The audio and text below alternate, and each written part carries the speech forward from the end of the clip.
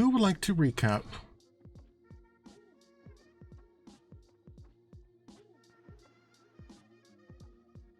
Silence is deafening. I was gonna say, no, we're recording now. Yeah, I guess I'm doing the recap, huh, guys? Just assume. All right.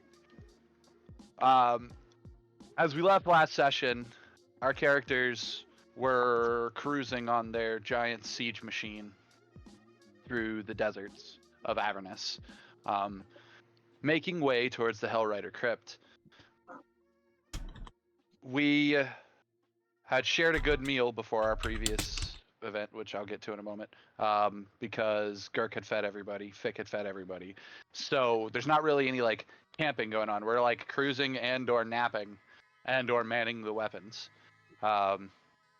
When Boston would like pull up to or walk up to whoever's driving, which I think Gilwin's the one who's been driving, and we have the bearded devil who's doing the navigating, but he would walk up to them and ask them to like slow the vehicle down, and kind of gather everybody, because he's having this big like personal crisis over some events that happened last session, and he would start by asking the party for a recap of all the things that he missed, because he hasn't really taken the time to ask them this since he's rejoined the party. So he basically asked for a recap, and during said recap, he has his book off of his back, Jaime, and he's using at the same time as he's like recording information down in the book, he's using shape earth on the homunculus body that he has, and he is basically carving the story into the bones of his homunculus body. And he's still like I say, he's having this moment of crisis, and that brings us to him giving a recap of last session. And what happened last session is after we left Mahadi's market, he made sure a letter was sent out via the imps to Mad Maggie. Mad Maggie, in hopes that she will join the deal with the 9th Legion, or the 8th Remnant, which is ideal for Boston and everything he's got going on. But the next immediate thing that happened for the party is we made it to the mirror, and upon reaching the mirror, Gilwin and Boston fell into its trap. And I don't know, that pissed Boston off, and so he's like relaying to the party how angry he was, because the party didn't really catch everything that happened. But basically, he explains how he threatened Mephisto, Lord of the next layer of hell, down to so far as saying, I think you've been on your throne too long. So Boston is currently writing checks that he's, I don't know, expecting the party to cash. So you guys need to keep that in mind. But we got what we needed from the mirror, which was how to free the guy at the obelisk, which was as simple as him declaring his loyalty to Mephisto, which is why Boston made him preface with he would not do anything against you guys, so that Mephisto couldn't immediately just order him to attack us. But in the freeing of that, Boston also used the magic of the obelisk to work on Gilwin's weapon, because he still needed a roll. all got a weapon upgrade, one way or another. Yeah, now everybody's kind of caught up with equal amount of rolls, and people's weapons will be evolving within the next 1 to 2 chances, which is kind of cool. That means that'll be coming up in game soon, provided that the opportunity arises. And Boston will be on the lookout for those moments, specifically like something epic happens in battle and there's a lot of magic flying around. I might skip attacking on my turn to roll an Arcana check to, I don't know, well some of that magic, effectively a craft check towards what you're doing with your creating that legendary moment to legendary up your weapon, so to speak, or your item. But that's all for roleplay and story and whatnot later. We freed the guy. He informed us that the Hell Knight's Crypt was our next stop. I can't remember why the Hell Knight's Crypt is the next stop, but that's our lead. There's someone there that knows the location of the Citadel. Of the Citadel, and the Citadel's where the sword is. The whole time Boston is recapping the story, Jaime, it matters that you know it, but Fick and Druzzl, he has his boken that he uses for when he casts Shillelagh. He has it out like on his lap the whole time he's telling his part of the story, and the way he's holding it is not like it's a wooden weapon. Like, you guys, well, you don't know Druzzl because you haven't been here, but back at the beginning of the game, the whole thing was that he was a sword fighter and he swore off the blade. And his anger when he talks about the whole Mephisto thing, you guys can see him actually like cradling the weapon like he were wishing it was a real weapon. Like that, he has that look in his eye, so to speak.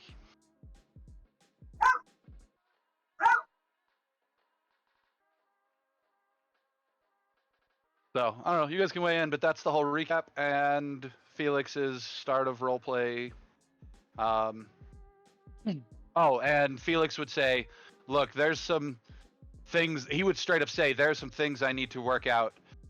We have been asked a favor by our friend there, that barber that was so kind to us. I think we should look in on it, and that's when he would throw it out there.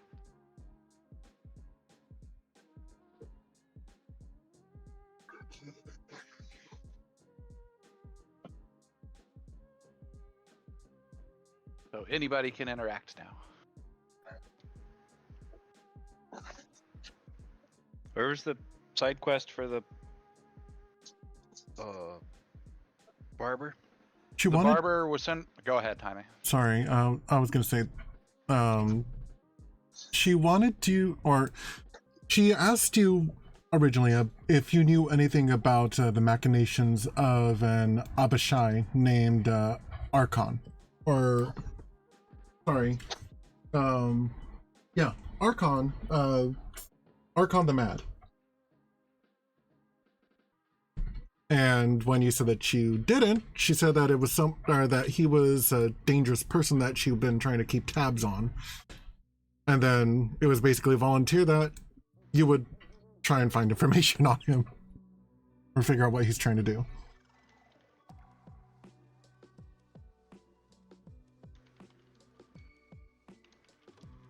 Is the gist of it. Okay.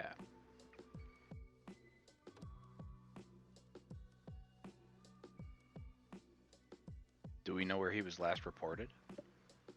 He does have a base of operations, a tower. Yeah, we knew about the tower. Doesn't mean I remembered. No. That's what I'm saying. That's what I'm saying. In game, Boston would point out that we know about a tower.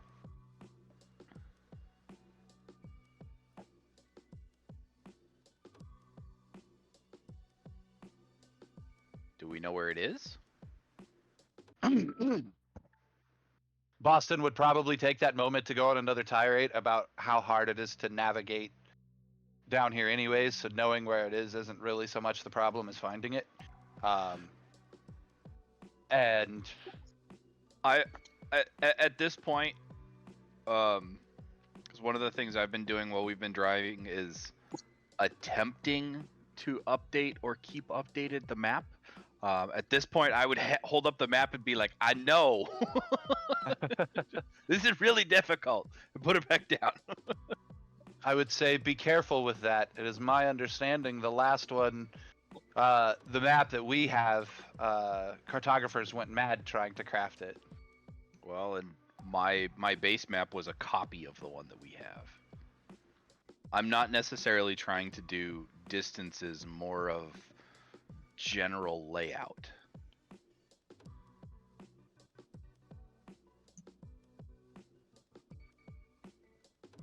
Respect. Boston's like, literally, he's like, "That's awesome. Be careful." I would then point out to speak to what's the bearded devil's name? Cricken. Crickendolt. Crickendolt. I would say speak to Crickendolt. He's been our navigator thus far.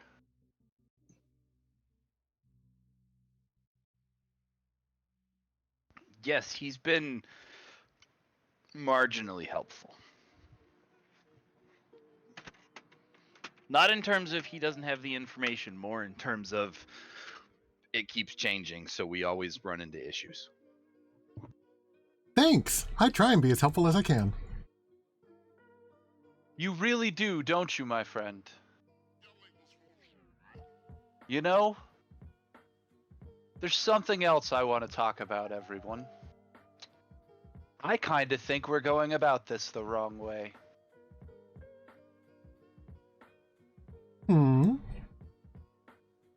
Well, it's all well and good. We know where this story's gonna end up, right? We know at one point or another we will find ourselves face to face with Zariel. Why are we struggling our way across the field? We've made connections. Why don't we find a way to get an invite, aka out of game, put on a show for her instead of, because we're performers, try to meet her that way. She's a freaking effectively a queen. Like, I'm sure she's got a castle, like, kind of situation going on. Like, let's enter it that way instead of trying to show up with like adventurers ready to fight the bad guy. But I even go so far as to suggest that we may have Zariel wrong. And I look at Lulu when I say that. She raises an eyebrow.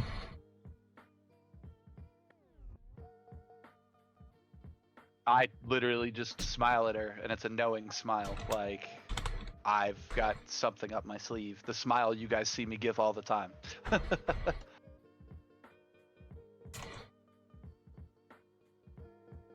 Basically, I'll tell you guys more later when I'm sure more later. Out of game, Boston is starting to view Zariel in a slightly different light. And I've been thinking a lot about that memory that Lulu let us see of her when she became the archdevil instead of the angel.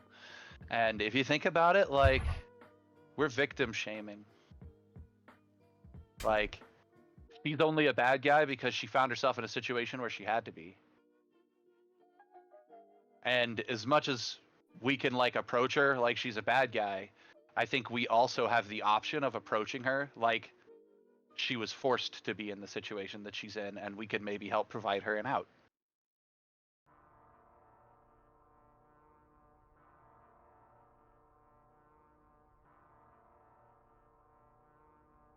Because my character's a cartoon character, and hopeful's kind of like what it's all about.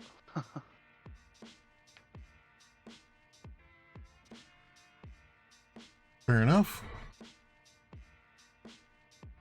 Heath, do you help navigate us to Arkhan's tower?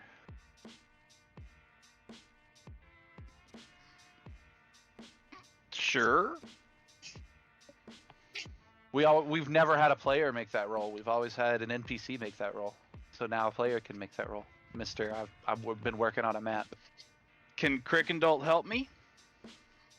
I don't know how the navigation check roll helps or works, so I can't answer that one.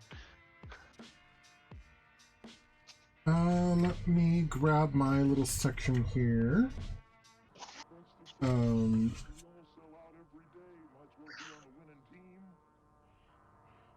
Cam is getting on now. Excellent. The roll is 2d4 if you are traveling to an unvisited destination marked on your map. 2d8 if you're returning to a destination, or 2d10 if a native guide is leading the characters. So that means Heath would make the roll with 2d10? So it's just 2d10, it's not 2d10 with advantage? Correct. And if the numbers match, then that means you get lost. Of course. Always gonna be something, right? A 7. Congratulations, you don't get lost. Nice. Yes. Yay! And since he's getting on now, if you guys want, we can wait for him now.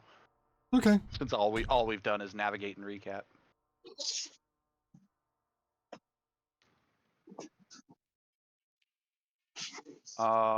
Did I get my inspiration point, Jaime? Yes, you did. Sorry. Oh, I already have one. Yep, you had that one before this session, so if you want to give it to someone else. I'm gonna throw one to Druzzl actually because of Druzzl doing the whole map thing. Cool. Well, thank you. I will take it. To me, that's clever. Clever's not here. Yeah, I was gonna say I don't hear any thunder. Let me assure you that Boston is currently very aware Clever's not here. That is going through his mind, as he's fondling the sword and thinking about the rage that he just had at the bad guy. Boston still has been in that neutral place this whole game, and his only marker for what goodness was is he's lawful neutral. His law is serving the greater good. But, like, he's been in hell long enough now that instead of falling towards evil, he's actually falling more and more towards good. Because he's seeing indifference as being evil.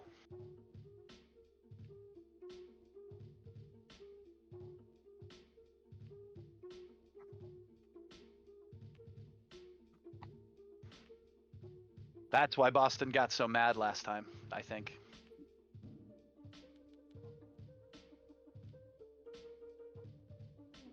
He didn't want to be talked down to by someone who was evil. And treated as less than by someone who is evil.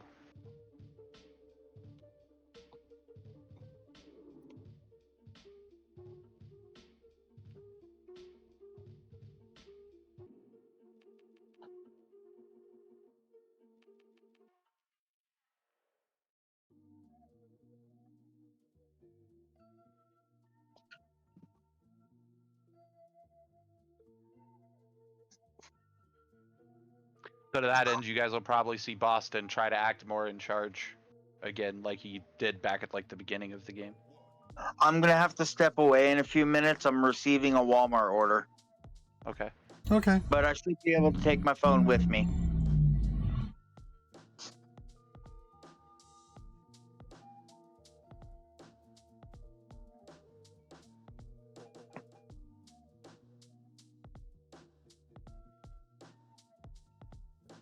Yeah, I doubt we'll have enough downtime to do any more Gestalt levels before we get to the end of the game, Jaime. But if we do, I'm actually thinking about taking Paladin levels based off of Thunder. Nice.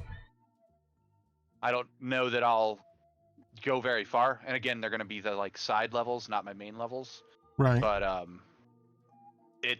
it sort of fits the Boston having the swordsman sort of thing to me, and the fact that the last time we saw Thunder, like Thunder was doing the mentor thing in his eyes.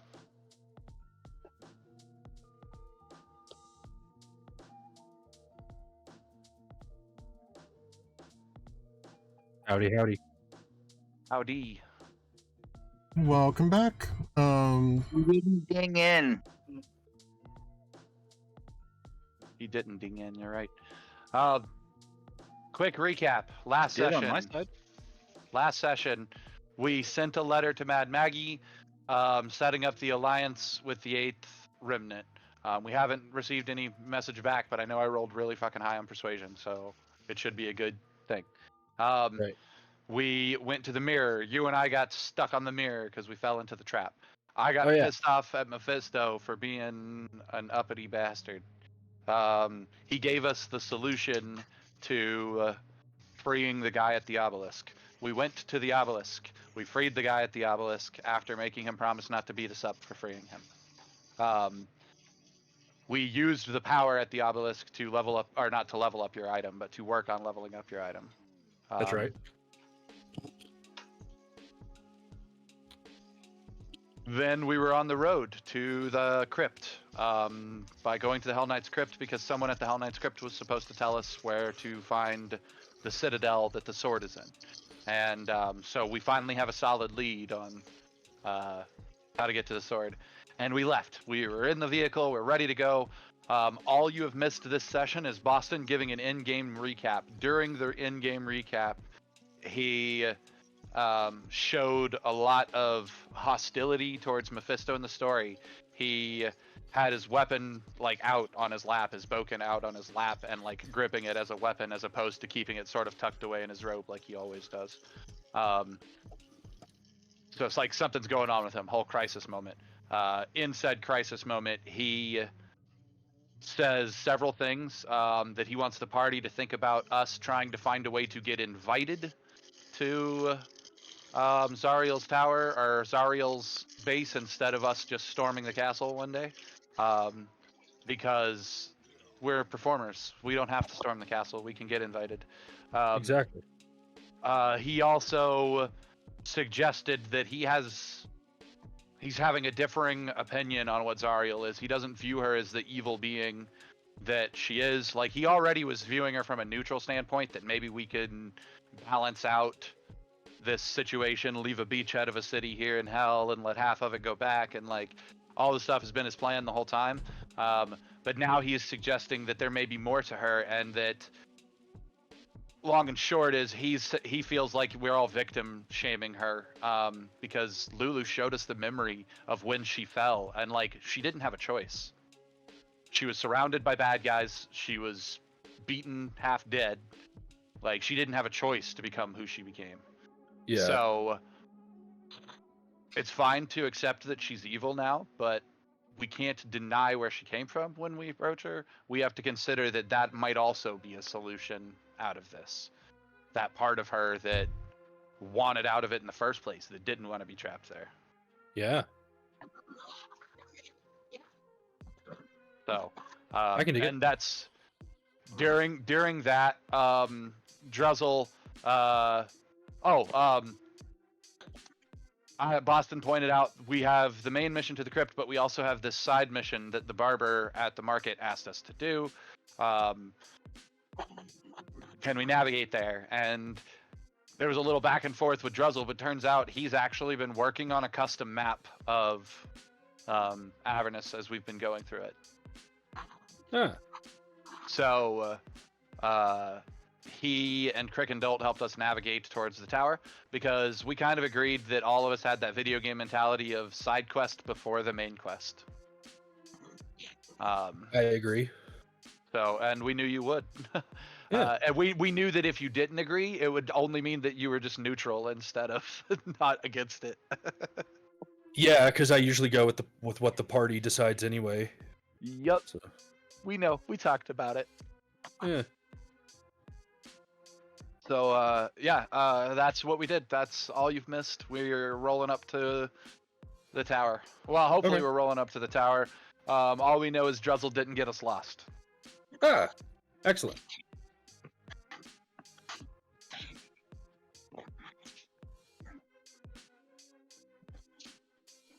Do I get another inspiration point for a second recap? No.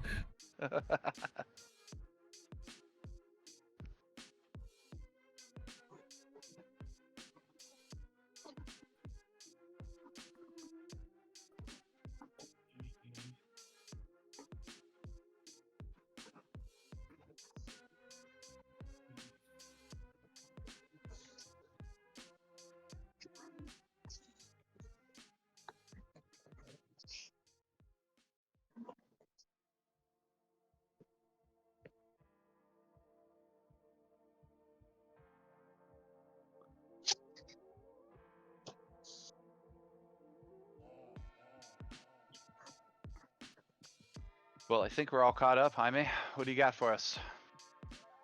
A lot. Oh boy. Cool. Cool. Like, a lot. Like 15 beholders a lot?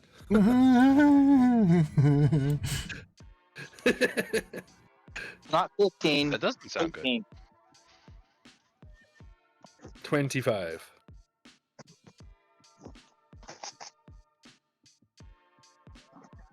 Not beholders, thankfully. But there is something. There's a lot of somethings. Cool. And I am still setting up. I've been setting up since we started. Nice. Oh, okay. That's good. I shoot a harpoon at it. Like, I did not look at the numbers right earlier, and I thought, I can get this all done at once, or during the recap, and then I looked at the numbers again, I'm like, what? Oh, What? good. Gilwin, That's what I it's like to hear. time to summon your army. Yes. Yeah, I can do that too. Yes, but Gilwin has the spells to turn us all into invisible flying Tyrannosauruses. Can he do Yes. it to my army too? He Just can do it us. up to eight targets. Well, the question is what type of targets? 8 targets that can be targetable by polymorph. Yeah. Like, I'm gonna need a pencil and paper, actually. That's brilliant. That makes me happy. So you like war games, right? Yes. War games, what are those?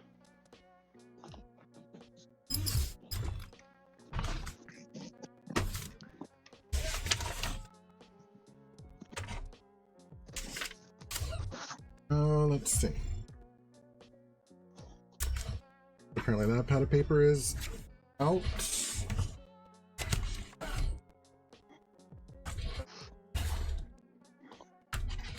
This will work.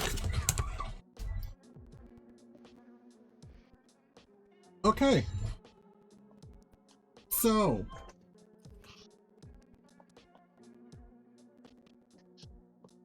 You make your way to Arkhan's tower.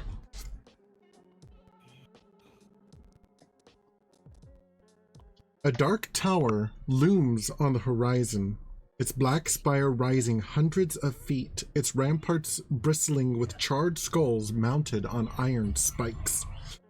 The tower's apex splits into 5 narrower spires that jab at the sky like clawed fingers. Circling above the tower's peak is a great white dragon stained with ash and soot.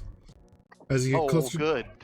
As you get closer to the tower, you notice figures shuffling atop its ramparts, undead guards in various states of decay. Can you... So, I know a lot of times when I've run the DM thing, some of those description bubbles can be dropped in the chat box. Are you able to drop that one in the chat box? I might be able to. If it It's looks okay. like a speech bubble, I think you just have to click it, yeah. I'm no longer immediately firing the harpoon. That was my next question. I was about to say, what did you shoot at, the dragon? No, oh no. So how'd it go? Good. Got it done. Undead guards, even better for my current rage, because undead was my original You enemies. can't try to help you. No. You Well, didn't see him, did you? No, I saw Ashley, but that's it. I'm definitely What about keeping Brian? Ryan was there the whole time. the Drake fire for this fight. So. It was working, huh? Yep. Works good. It's nice. What other stuff can't you get? A hose and a fitting. Because of the sheer number of things that are on this Well, no, map, 'cause there they're wasn't a very lot. haphazardly One placed. second, Jaime. I can't hear you over cam. Small? Hey, sorry guys, hang on. She paid me for it because there was Lowe's nearby. Oh.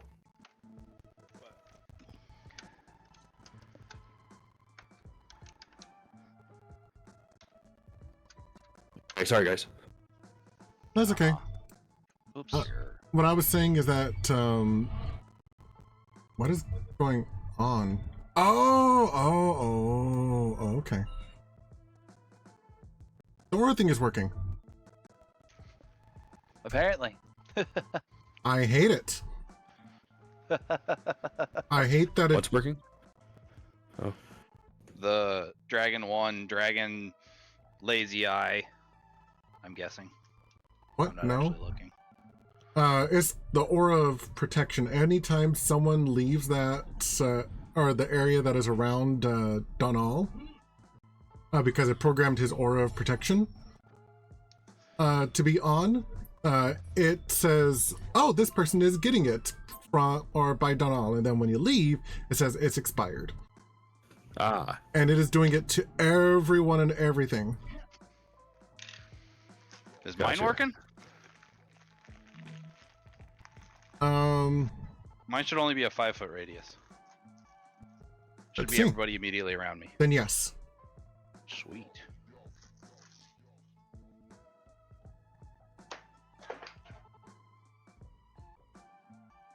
Like, it's really nice, but it I don't like that it does that to the chat. The biggest That is kind of disruptive, but it is a little disruptive, but I think that the reason why is because of how many people we have, and the more people that we add into it that get affected by these auras is just gonna make it worse. yeah. Yep. So back to manual auras then? I'll leave that up to you. If you think it is too disruptive, we can remove it. Otherwise, it's really nice to have it automated.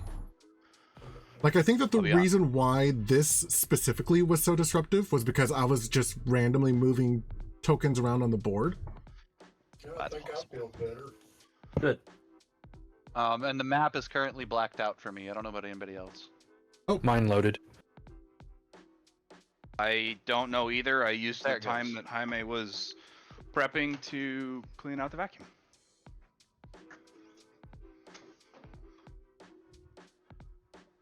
Thing I turned the oxygen way down. Oh, that's a big ass map. Good. Good. Mine's good. Here, Holy shit, it is huge. What is the camp to the north? Because I assume the tower is the big circle. the tower is the big circle.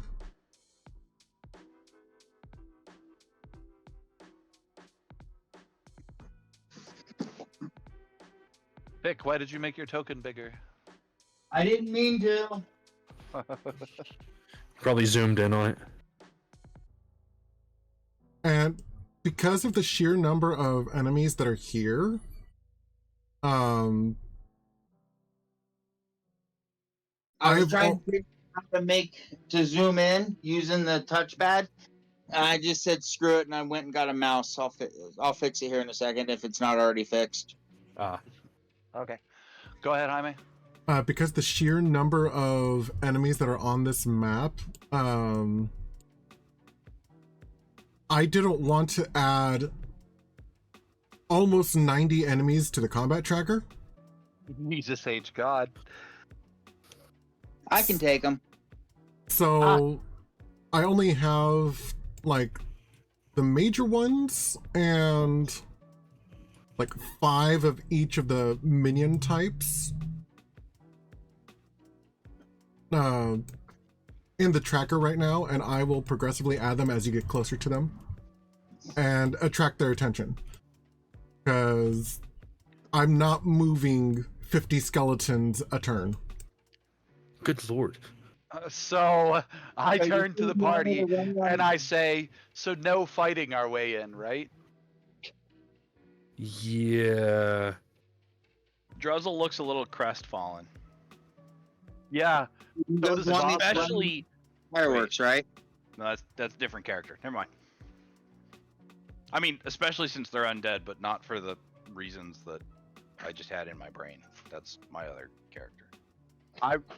You got to understand, Boston really wants you to just turn loose with that the wrecking ball, and we just destroy them with the wrecking ball. I mean, we could just munch on them.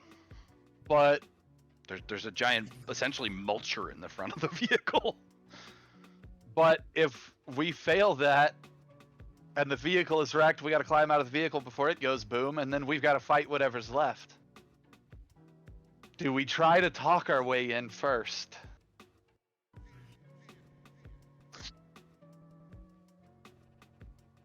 Have we ever done that? Yeah, we have. We've been pretty diplomatic as far as it goes. That's basically our primary thing, is that we are diplomatic. I was joking. You watch as Druzzl affixes his hammer to his back, and just kind of stands there, looking all kinds of pissed off. I put my mouse down, signifying that I'm not saying anything. So Felix looks at you, Gilwin, and says, "Boss Stone, what do you say?" and I step back and I stand next to Druzzl. You have to make this decision yourself, Gilwin. What are we doing?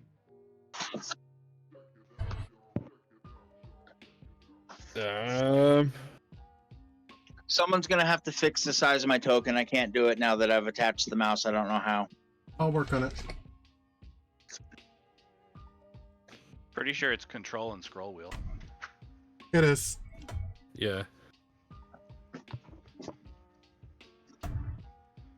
It's fixed. Thank you. You're welcome.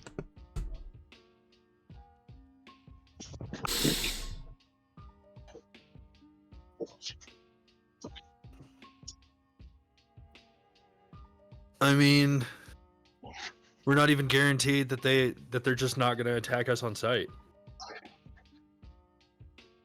Do they have any banners or anything out showing any loyalty to anybody, Jaime?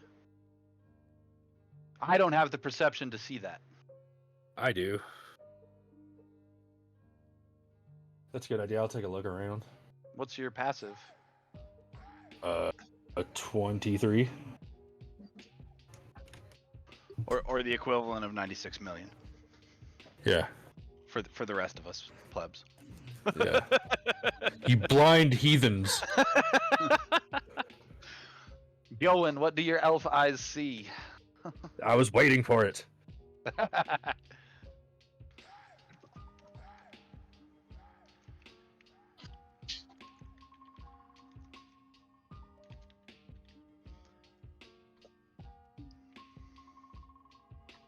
Well, I rolled lower than my passive, but it's still a 20.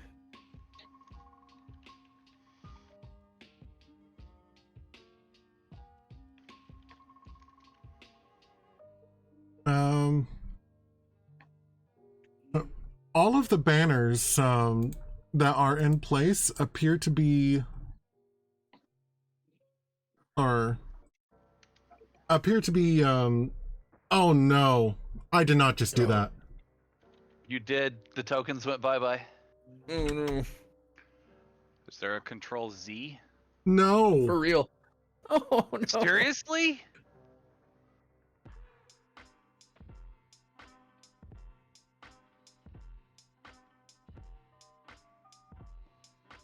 I might be a little upset. Hold I on. might not blame you.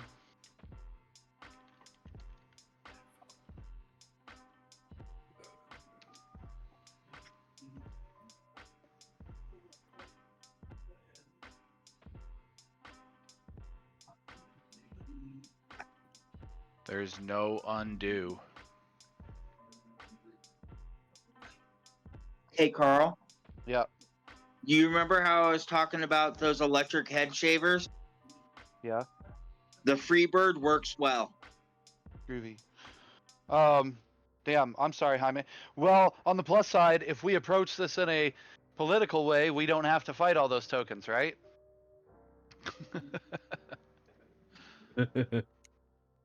Debatable. Debatable. Should I put into my notes that all of the enemies just disappear, including us? I bet that just appeared in my notes. I bet my book is cussing up a storm right now. Oh god. I didn't even know that one existed. Okay. How do you know that language? Is that one of the cuss words from SpongeBob? I actually regularly type dolphin noises in like group chats whenever I'm upset. So I'm going with it. The book is now flapping harder than anybody's ever seen it flap, and the pages have wind rustling through them in such a way that they're not just pages rattling. It's actually dolphin noises. So essentially for us, there's two versions of this. We roll up with a whole bunch of undead outside, and we roll up with nobody outside, and neither one of and we can't tell the difference between the two. Except the book throws up a whole huge storm when everything's gone. Yep. No. So assuming they're all still there, without Jaime having to throw them back on the map, what do his banners give him? Because, like I say, if we can get a political answer, who knows? The banners established that this facility is dedicated to Tiamat or Tiamat. Oh, no, we're good. Oh, very, very nonchalant. But She's still terrifying. the siege weapon or the siege vehicle. Shit, I can only silent. Damn it. Can I make it bigger? Do I have a bigger level illusion spell? Because I have silent image, which is what, first level? Something happened at second and third level?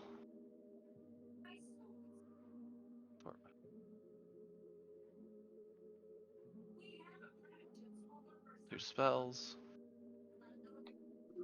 Because the first time I did the whole Tiamat thing, I showed up and we were an illusion of Tiamat. Man, if I could turn the whole siege vehicle into it. Major image. I don't know what level major image is.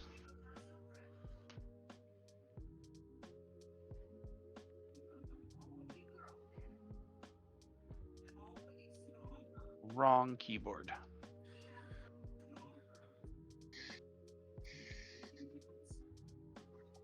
It's a third level spell. Oh, yeah? Yeah.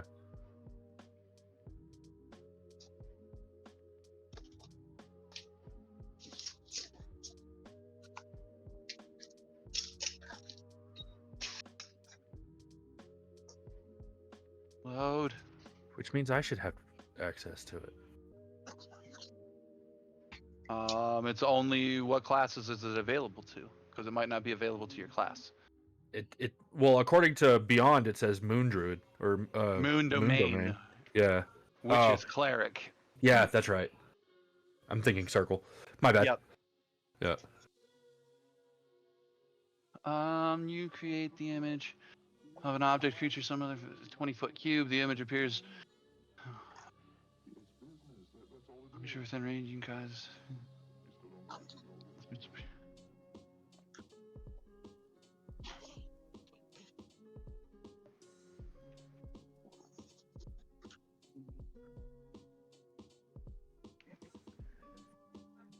Seems real, including sound, smells, and temperature appropriate to the thing depicted.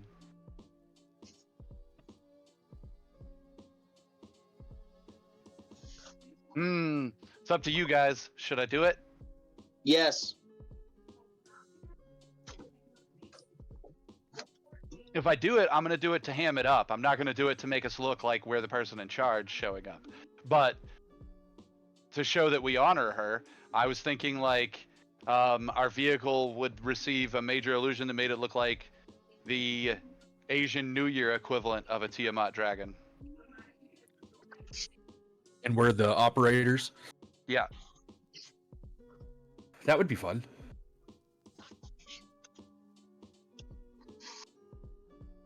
Okay, I gotta pass a DC 16 Arcana check. And burn a third level slot. Guide me, homeboy. Gotcha. Oh, wait. Yeah, guide me. Because guidance applies to this check. I got you. Would Bardic Inspiration also apply? But I don't need all that. I just need to pass a 16, and I have a flat 9 for my base. Okay. So I got a 22, still hanging on to his guidance. I successfully cast a major image, a 20-foot by 20-foot cube. For rule of cool's sake, our vehicle is technically bigger than 20 foot by 20 foot, but like I could put the legs on each wheel. and put like the head on the front end and kind of stretch the whole thing out across the vehicle as opposed to just for rule of cool's sake, not for normal usage. Is that okay, Jaime? Sure. Cool. We've done it. Who wants to speak as the dragon today? What were you gonna say? No, you're in charge. What were you gonna say? I was gonna say I'd nominate one of the out front showmen, the bard or the. Man, you're really lazy. And I look at Druzzl and I say, don't shoot anything unless we have to. But if we have to, shoot everything.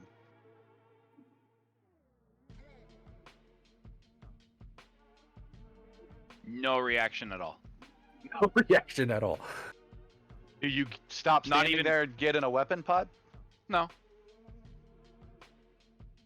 Well, yeah. Wait, you asked me to get in a weapon pod? I come up and say, don't shoot anything unless you have to, but if you have to, shoot everything.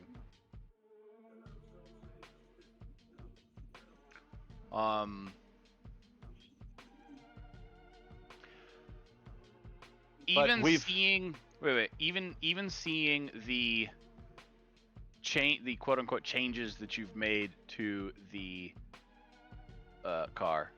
I forget its actual name, so car. Druzzl thinks you're talking about his hammer, so he doesn't move at all.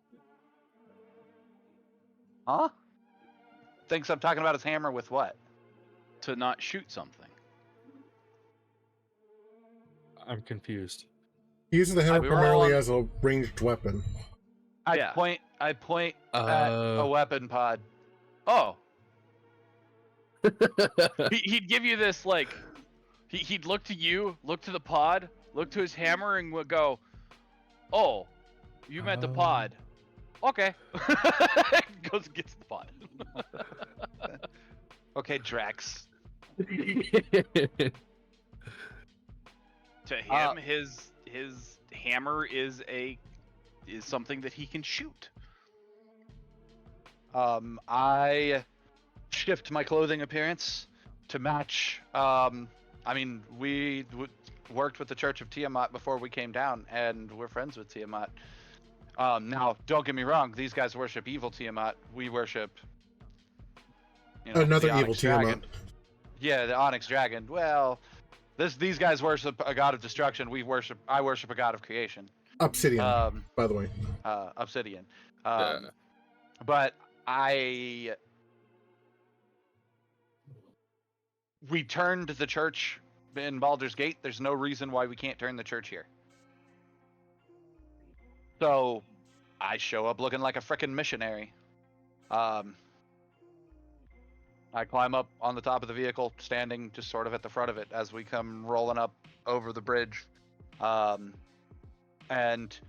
I mean, I'll roll performance if you want to make it look like we're venerating, not mocking, as we show up with our vehicle like this and stuff, if that makes sense. It does.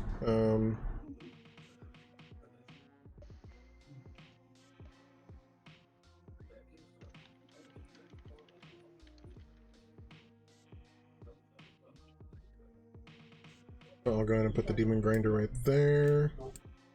Yeah, you want me to roll that performance check? Go ahead. You still have a guidance know. if you need it. Oh, I know. Yeah, a 19 on that performance to venerate.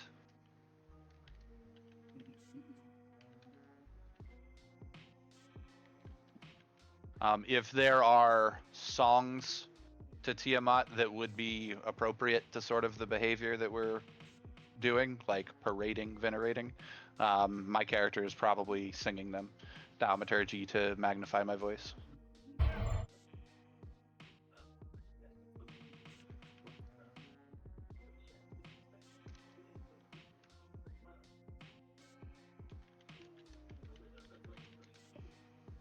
Okay.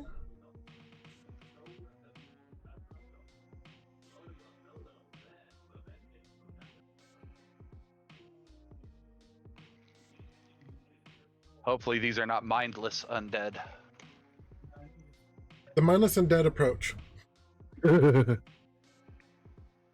there anyone not mindless in range that can hear? Yes. As they approach, you hear a roar coming from the white dragon that is circling the tower. Solid.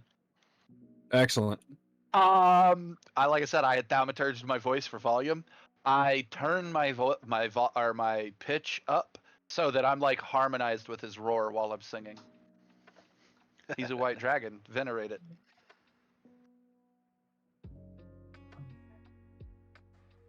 Yeah.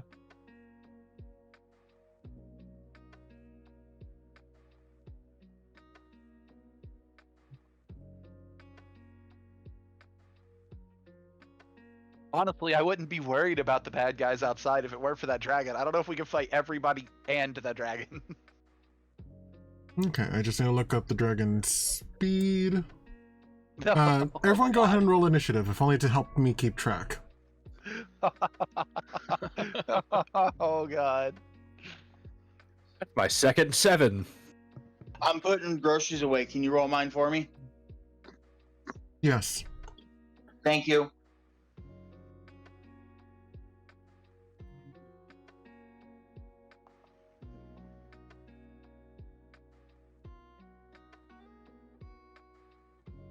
Wild.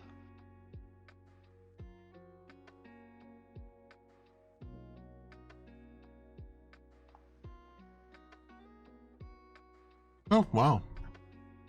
Then I'll actually got a decent roll this time. Huzzah.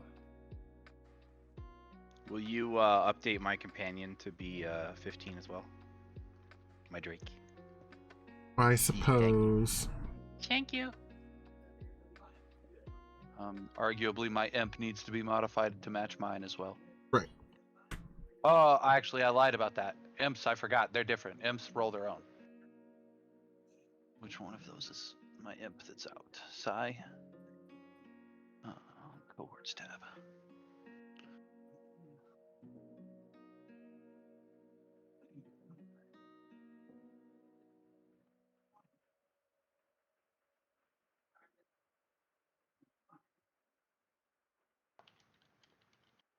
Ah, he got a 5.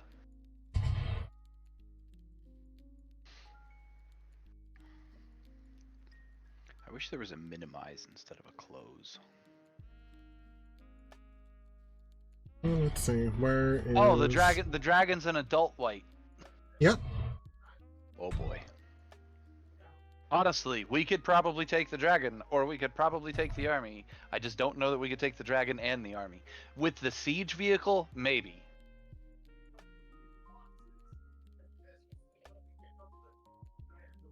Okay, the skeleton with the unethical safe giggle is too far away to react. He doesn't actually notice you. The unethical safe giggle. So is he like... I don't want to know what an unethical giggle sounds like. Yeah, let alone a safe unethical giggle. So it sounds creepy, but it's not. You'll be fine. It's the second skeleton that concerns me.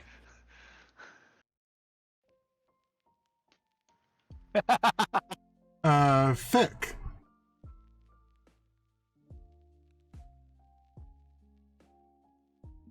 Are you able to respond, Fick?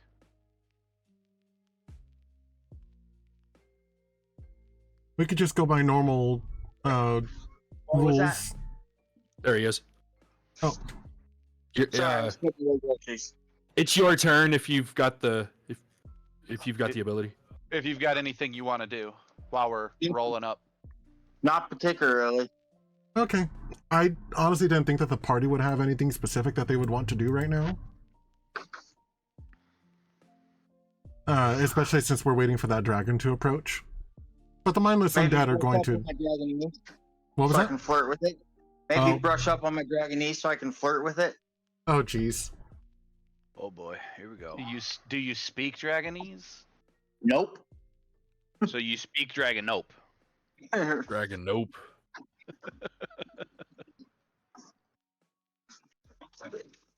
Wow. I warned you guys. It's worse. Okay. So the skeleton with the adulterous fierce scream. What? How? It sounds really sexy, actually. Come and get some. Approaches and That's exactly what that sounds like. Come get some. But like Wilhelm screamed. and it is going to attempt to smack at the demon grinder. Because everyone is riding the demon grinder, right? Yes. Yeah.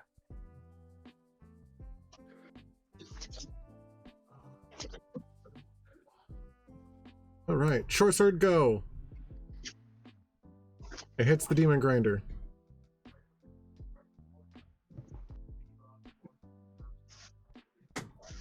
Apparently for 8 damage. For how much damage? 8. It has a hit pool or hit die or hit point pool of 200. Okay. Donal has his spear and his shield out, and he is tempted, sorely tempted to attack the skeleton that attacked the demon grinder.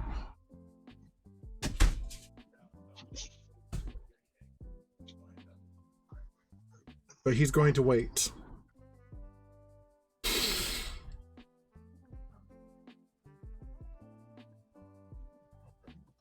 Mostly because he doesn't want to mess anything up.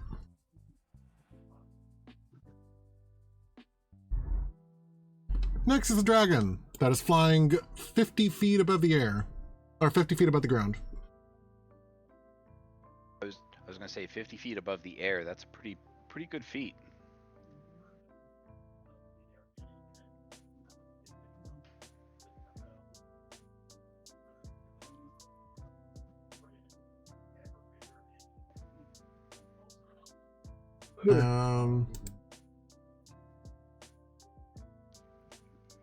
Well, the zombies are mindless. Hopefully the dragon's not.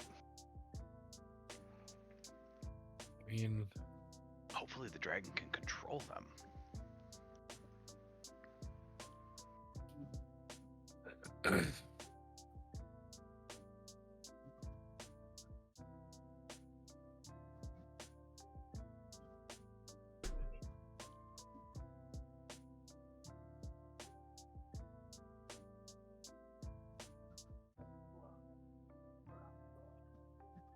She has a fly speed of 80. Puts her there, and she's going to dash.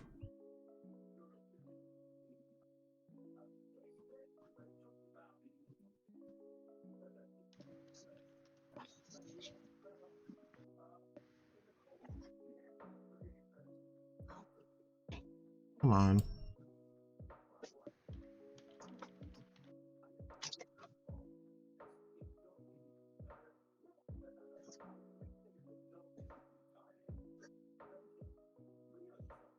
Just put her there.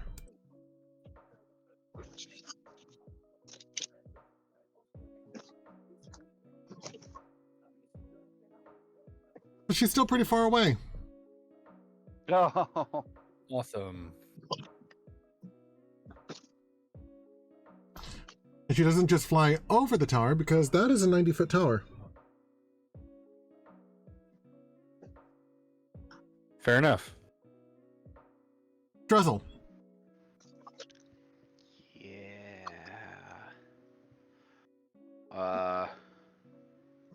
Who's driving right now?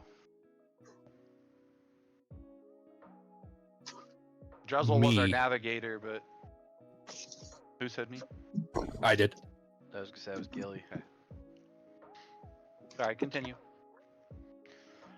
I'm gonna point my harpoon at the skeleton that attacked us and go, boss? with the tone of voice that's like, do I fire? Do I not fire? Only if you have to.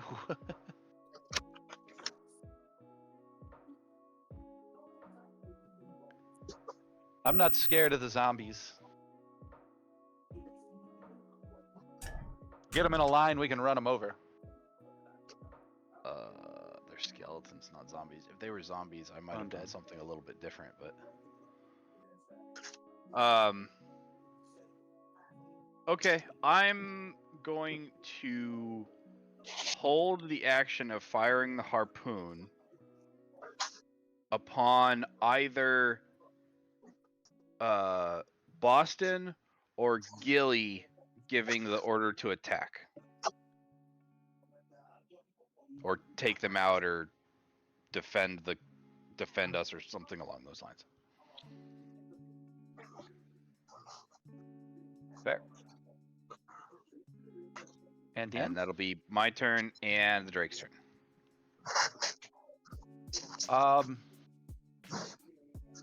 Felix is still trying not to be offensive and directing the vehicle to keep rolling forward. If I see a camp to the north and a dragon to the south, we're driving towards the crossroads. that's my suggestion to the driver.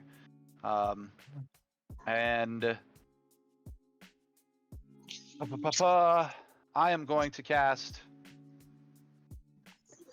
a round of my bardic inspiration onto Gilwin. Cool. And pass and turn. Gilwin, your turn. It makes it my turn. As the driver, I would move forward as ordered, and You were the one doing the ordering. either or.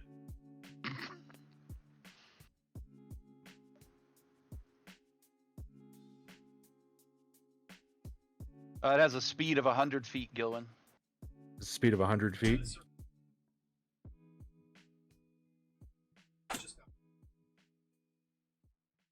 And the intersection is 45 feet.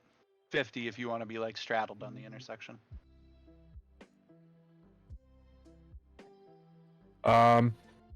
We're headed to the camp first.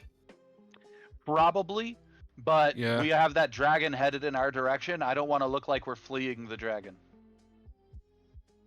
So stop at the crossroads. Yeah, that makes sense to me.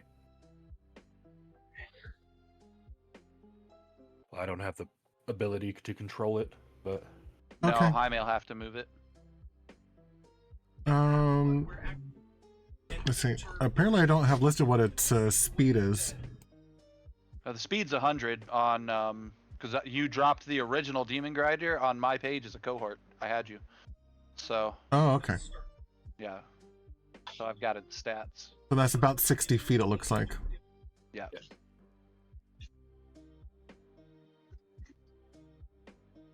Slow moving tokens. Oh.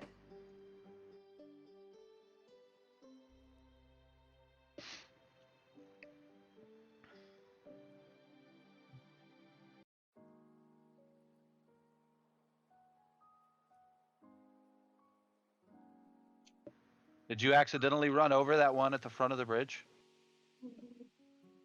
if it was in the way, yeah. I don't know where it did. Did it come up behind us or was it in front of us? It was in front. The demon grinder has crushing wheels.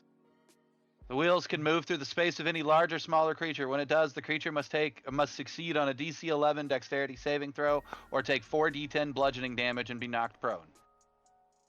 If the creature was already prone, it takes an extra 4d10 bludgeoning damage. Cool. Okay, that was the one with the fierce adulterous scream. Oh, hey, We I didn't- could actually roll it on the. Oh, the okay. creature You can myself. force him to make the roll. Yeah. Okay. I was gonna say, I think all of us have the demon grinder cohort so that we Yep. can roll from it. Succeeded. It succeeded on Okay. the save. Yeah, so it takes no So damage. it basically stepped in between the wheels. Gotcha. So we just rolled straight over it. Okay, it got lucky. Because Or we Gilwin gave did. no fucks. Oh. Gilwin's looking for an excuse to not be friendly right now, huh? I mean, don't get in the way of the giant machine with grinders and wrecking balls on it. Like, you might not get run over. All right. Anything else for your turn? I am good. Pass turn. All right, Lulu's turn. Lulu is also going to sit and wait. He was the one I was nervous about. Well, Lulu You're has nervous learned to about trust Lulu? you and your instincts. I'm more nervous for the undead if it's Lulu's turn. Arrogant, dim-witted laughter. 3, 4, 5. I love it.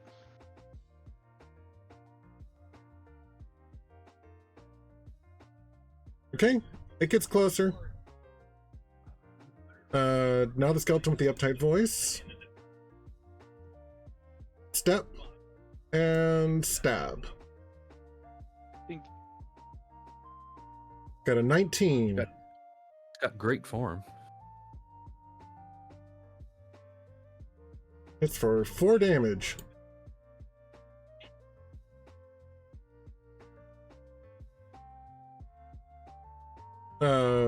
Crickendolt hugs his chicken close.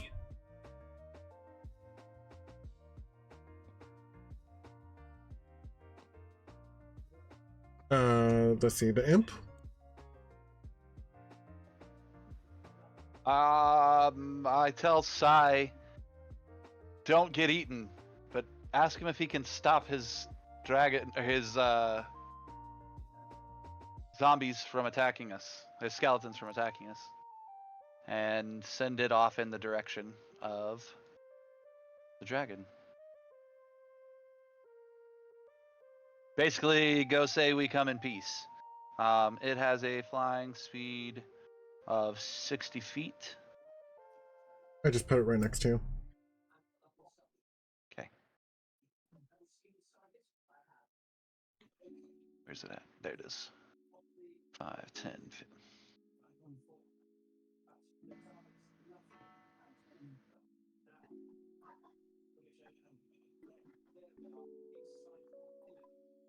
Why is it doing the confirmation? Is that...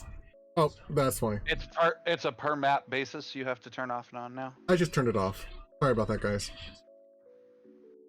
No worries.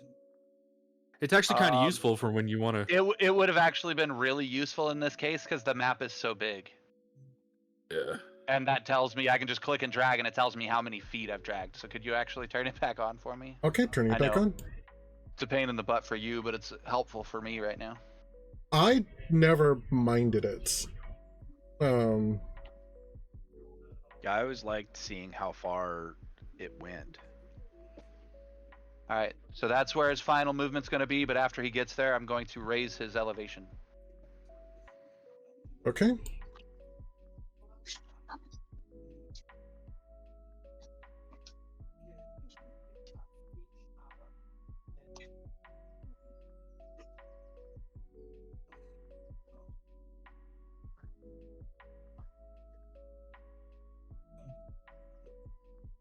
Excellent. And skeleton with the villainous attitudes turn.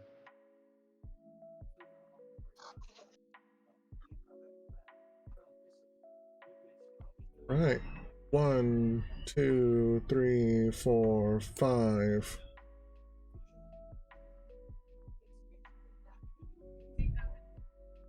Stabbing the demon grinder. And it missed.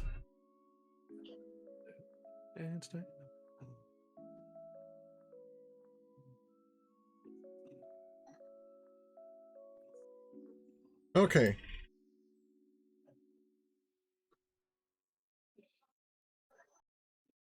next turn, actually got a couple of actors that appear out of the tower. Not that you can see them right now.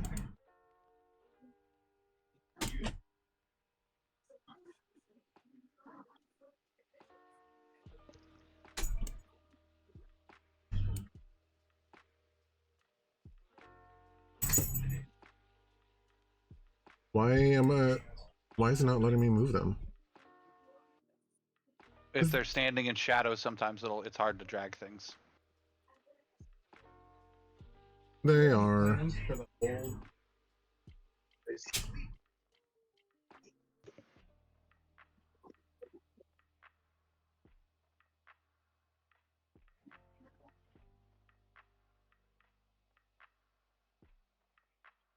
One moment.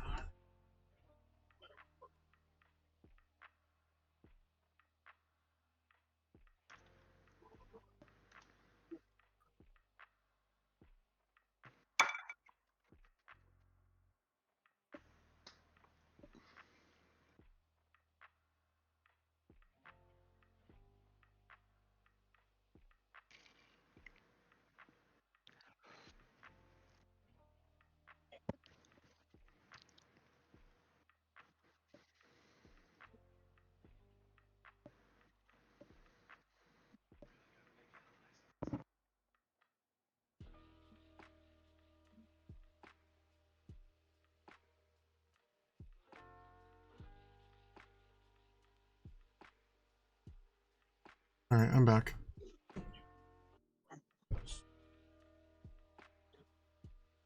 Welcome. All right, so Unethical's turn. Yes, the unethical safe giggles. I like that mod that gives us names for our guys, but like, damn if some of them aren't just ridiculous. And you're still not close enough to take notice, so it just kind of ignores everyone. Pick. Still not doing anything. Fair enough.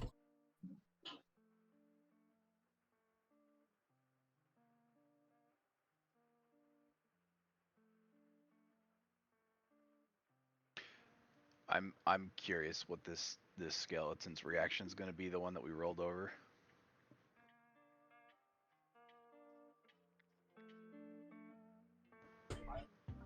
That's this one, isn't it? Yes. Yeah. And it is just going to continue its warpath towards you. 3, 4, 5, 6, and it is not close enough to attack the vehicle.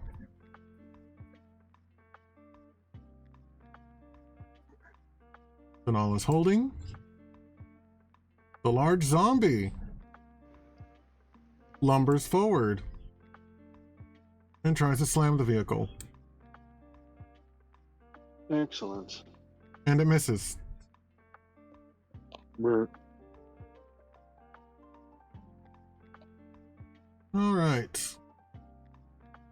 Dragon's turn.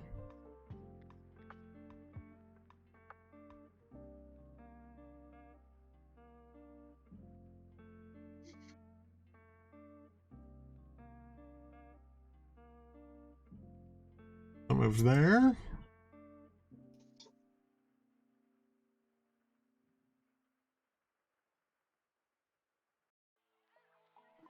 That's actually an interesting idea. I like that. Yeah, that's one way to do it. And then it moves there. Well, Especially for Jaime, who doesn't get to see the movement like we confirmation do. bar, yeah. Yeah. All right, Druzzl. I'm still holding my action with the same conditions. Has anybody rolled an insight check on the dragon? Not yet. Is it close enough? Not really.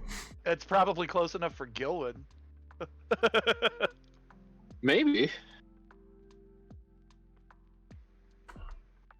Felix. I could probably tell if yeah.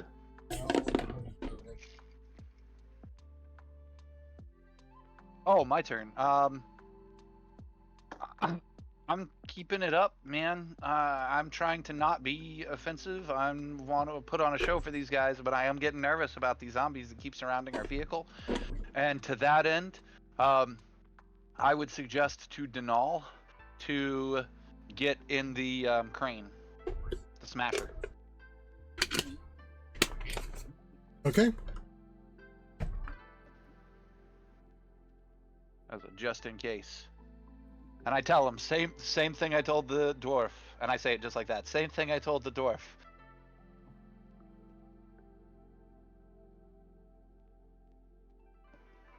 Zomboy.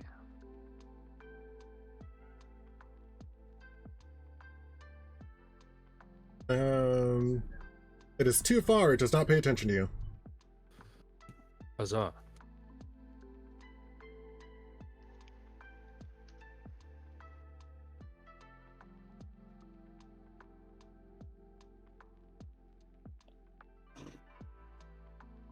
You are barely within this guy's notice. He is going to approach.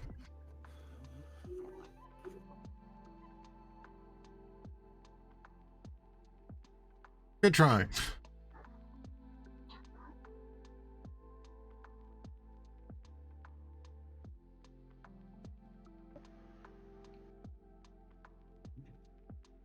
You are also barely within this guy's vision.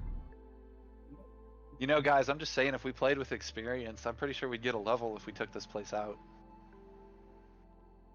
Maybe. That one is too far. Gillen.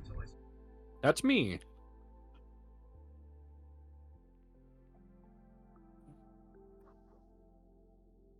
Be prepared to burn rubber.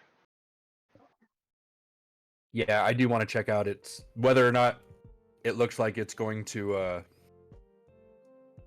like instantly eat us, or maybe it'll give us a chance. I don't know if I can tell from this distance, but White dragons are the dumbest of all dragons, so it might just want to eat us.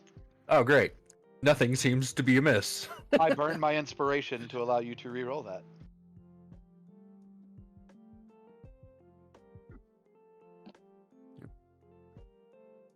Rerolling. 19 for a That's a heck 28. of a difference. Yeah.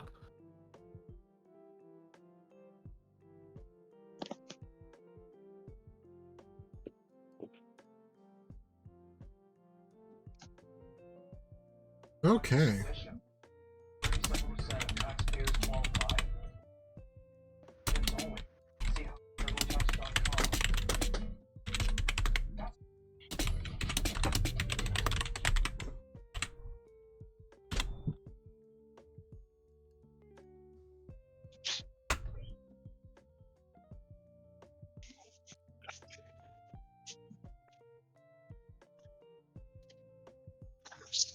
Well, he doesn't look angry per se. Annoyed, maybe? It's hard to tell from this distance, but I don't think he's about to kill us. Annoyed could be just as bad. Annoyed could be just as bad. Yeah. We'll find out when he gets here. At least that means we don't have to, like, start swinging just yet. I might get a little loopy, guys. I have to take some Dilaudid to hurt my back putting groceries away. Oh, no. Ooh, okay. Well, that's what happens when you order 40 drinks. And besides, depending on how much dilaudid it is, it doesn't affect you enough to get diluted. Get This you is loopy. true. This No. is very true. I'm only taking 4 milligrams, so it's just a warning, just in case. All right, Stone G. Anything else for your turn? No. Is that... Alright, passing on Lulu. The arrogant, dim-witted laughter skeleton.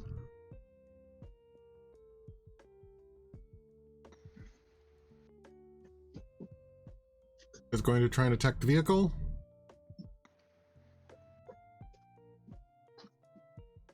And misses. I mean, they were doing pretty good earlier. Uptight voice attacks. Misses. All right. Skip Crickendolt. I just view it as clinking on the armor. Clink. Sigh.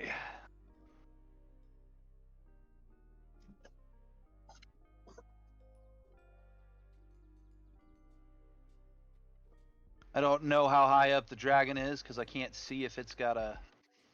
It is says 50 plus- feet high. Plus 50. Oh, okay. Well, I will. Once mine moves, I will lower. I think my imp can get all the way there.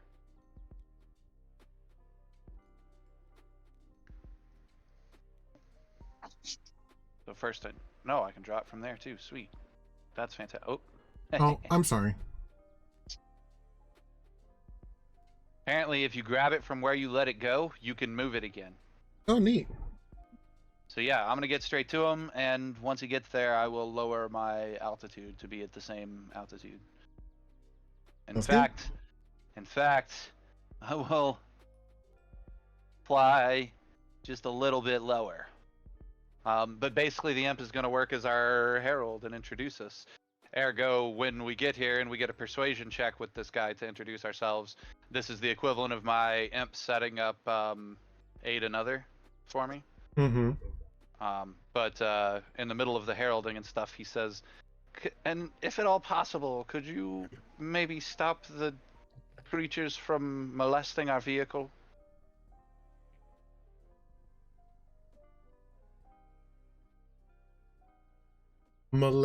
Oh, let me guess.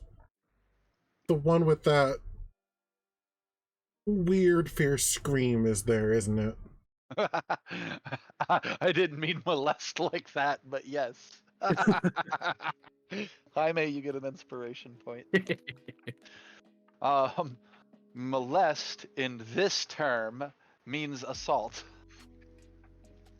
To come in physical contact with.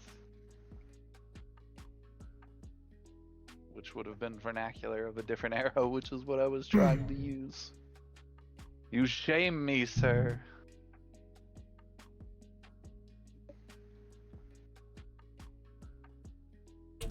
But yes, the one with that weird scream is there. There's also one with an unethical giggle. It's very strange. Yeah, all of the skeletons have very weird expressions. Something about the way that they died. But why should I stop them? Well, we do not approach as enemies, but as friends. I see that your vehicle does, or I see that the vehicle does bear the visage of a dragon, specifically. Well, it's trying to be the obsidian dragon, right? No, right now it's just Tiamat as they would know it. Okay. Specifically of Tiamat, it's a very interesting design choice. Well, my employers are not known for subtlety. They are, after all, performers. Performer? Are you sure I can't just eat them? I'm sure that others have tried and not succeeded so far. If you wish to take that as a challenge, you are more than welcome to. However, at least allow them to meet with the master of your castle, or of your keep first. Perhaps he would have something to say on the matter. The master isn't here. The keeper is, or when I announced that someone approached, is making his way out. But I'll go stop the zombies. Much appreciated. And the imp gives this like deep, like huge bow as they're like flying together over towards the vehicle. Yeah, she And rolls I'll, her eyes. I love it. Does my imp get her name? She doesn't. She never says it. No. Okay.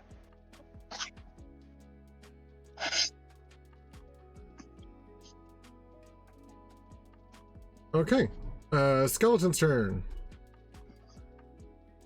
Gonna try and stab the car again. And hits. For 7 more damage. It's taking a 10% of its health.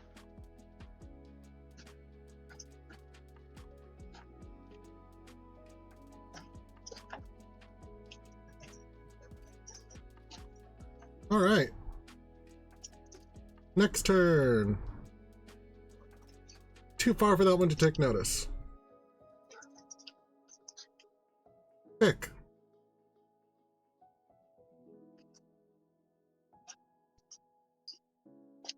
You still holding turn, Fick? I'm not doing anything. Okay. The molester.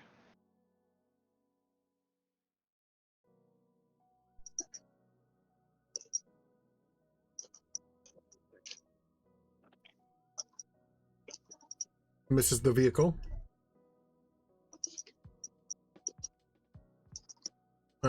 Don't know. Occupies the wrecking ball, but waits. The large zombie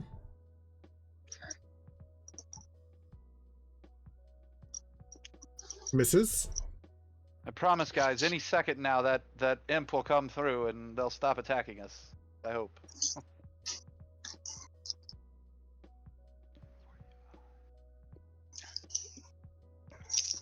Oh, where did my arrow go?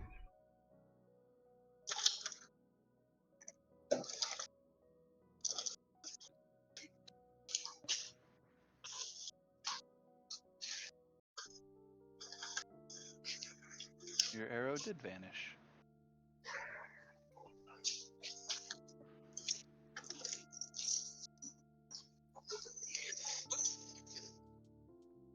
All right. Well, she flies around your imp. And heads right there.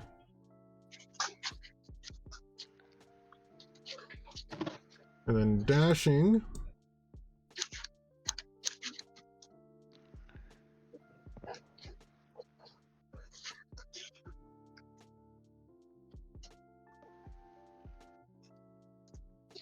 Actually takes the opportunity to land right there. Let's go ahead and decrease elevation. No, she's not burrowing. You sure? She does have a burrow speed. We probably landed pretty hard. That's all. Yes. It's like the Mars Like a lander. crater. And she roars. She estimated her descent in feet, but actually dove in meters. Yeah, you programmed herself in meters. Instead of the Mars lander, it was the Mars barrier. Jeez. Let's see.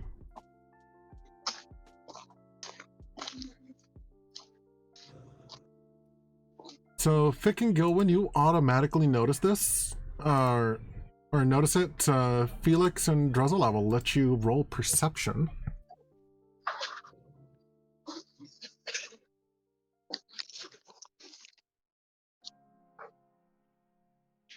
One better than my passive Nice. for a 15. Actually, 15 was the goal that I had. Nice. I also got a 15, so There is a necklace around the dragon's neck, and it shimmers when she roars. I need to steal that.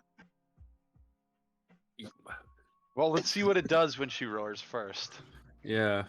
And all of a sudden, the skeletons and the zombies stop being aggressive. And they just He kind just of turned undead. wander away. That white dragon is a cleric. That didn't fear the undead. Just told them to go away. Also true.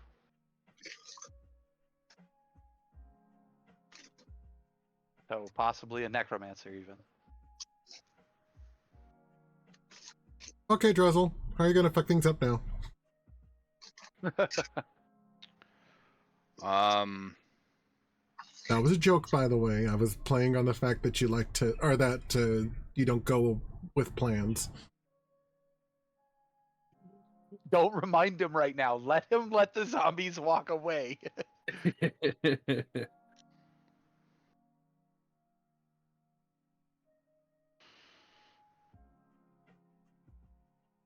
Is I know that there's such a thing as taking a specific number. Can I don't know if I want to.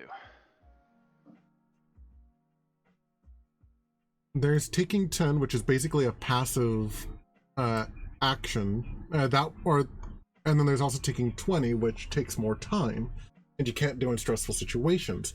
However, I believe that those are 3rd edition rules. I don't know if they were in 5th edition. There are no 5th edition rules that allow those, but most GMs homebrew it, and we've definitely never tried to use a take 10 or 20. But that's where the passive comes from. There are no take 10s in bossing set.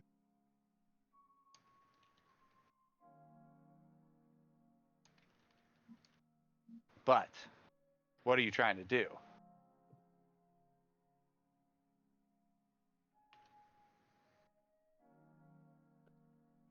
I'm typing, one moment.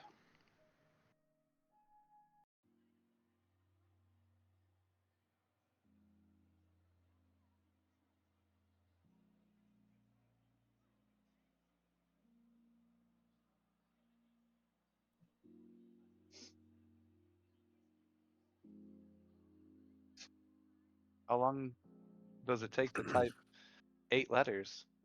Well, I now have to wait for a response. Sorry, 9 letters. 1 moment. Mm. And a space bar, so 10 digits. 10 minutes. A minute a digit? Yep. That's offensive.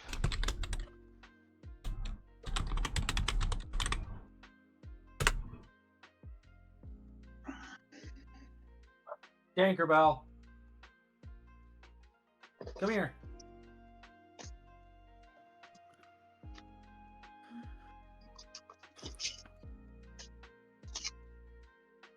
When Okay, we lived on the other place, somebody asked me, when do they stop barking about their corgi puppy?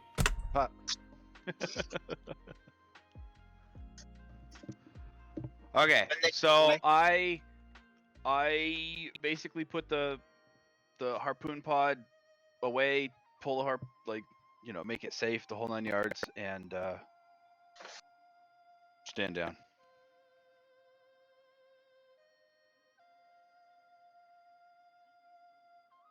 Okay. Anything else for your turn, sir? Nope. The Drake will growl at the dragon, annoyed that it roared, but aside from that, no.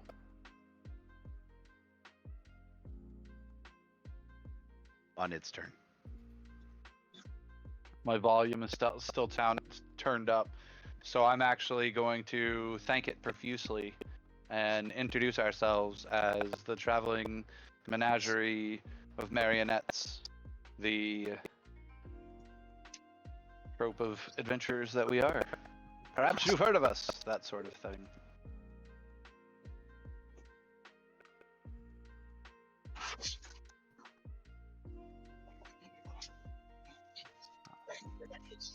Using the aid another of my imp. For a 29 on persuasion. To make this dragon to make sure is I don't they have the scale of hostile, indifferent, friendly, whatever. I don't know what he is now, but I'm pushing towards him being on the highest end of that scale with that persuasion check. That's the goal. Or her, rather. I do attempt to name her with that roar, or with that roll. With that roar.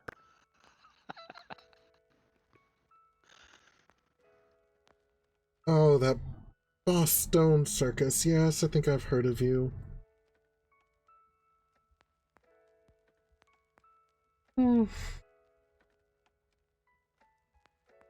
You may call me. I'll stick my head out and wave.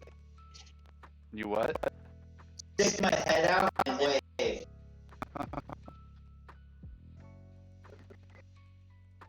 My name is Obatala.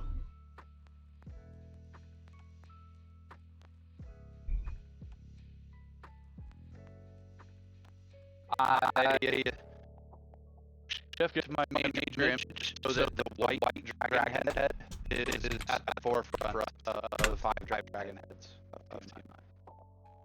And it gives a bow.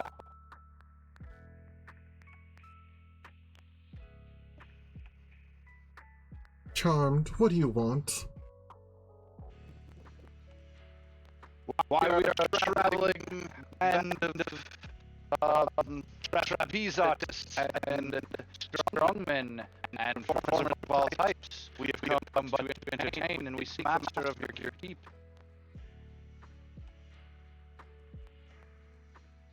We also seek to venerate our lady, and as I say this, the heads on my image just give like a roar, and as sounds and whatnot are sound, smells, and temperature appropriate. Like the heads themselves like actually let out sort of roars and shakes, and yeah, that's basically what I say. I basically say I've come to speak the good word of Tiamat.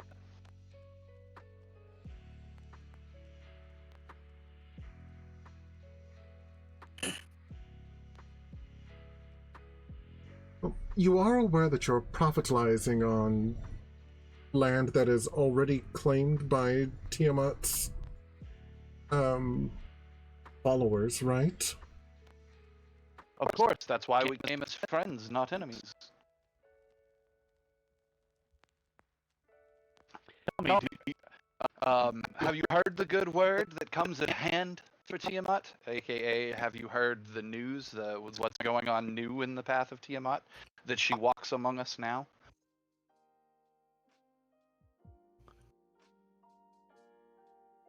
I've heard whisperings of an onyx dragon?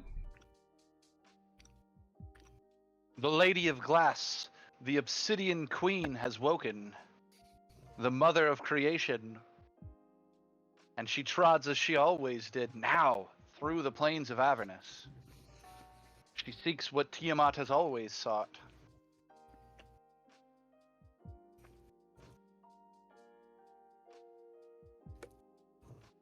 And this one doesn't, and I would actually say it because, like, it's the known fact that currently Tiamat is slumbering. That the new Tiamat isn't slumbering, like she's here to make good on the promises of Tiamat, sort of, already.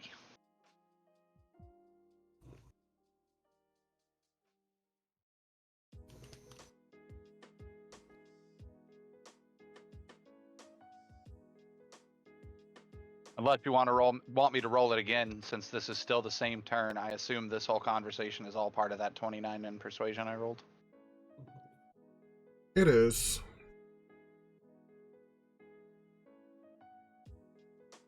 Okay. And I can pass turn at any point while we wait for the other, because you said there's currently someone in charge of the keep that's supposed to be coming out. Yeah, and she gets closer.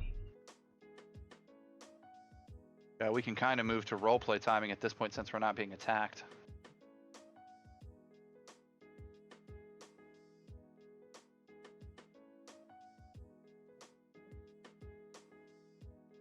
Yeah, we'll go ahead and do that.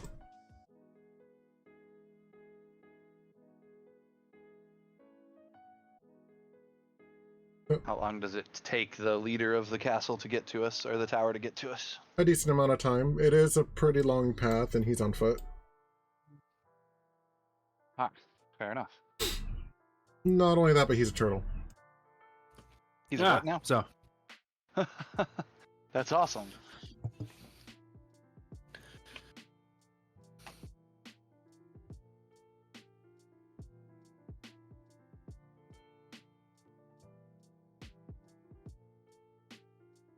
So, tell me, why are you here? You said you want to spread the good word. Is this the dragon asking? Yes. That is all. We come to entertain, to tell the story of the risen queen, and put on a show, basically. The show's going to have to wait. We're awfully busy with experiments in the tower. Do your experiments serve purpose? Only it serves purpose to Arkhan, and I'm not about to question him. Well, what I mean to say is this not, as you say, land that is claimed by followers of Tiamat? Do his experiments not serve the purpose of Tiamat? They do. Well, I am here to tell you that she walks among us. I'm here to show you the power that Tiamat brings before us each and every day. That must surely stand as relevant to experiments. And I would almost mockingly say experiments, like the difference between church and science, so to speak. Like, I'm definitely doing the religion side of it's more important than the science part of it conversation.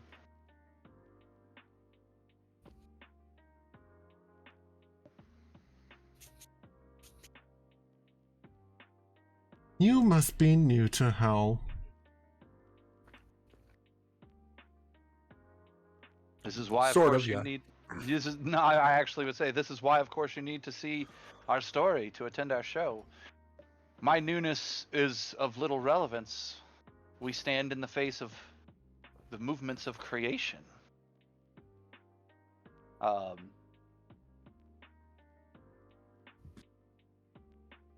I start hinting at Tiamat moving with other members of Divinity.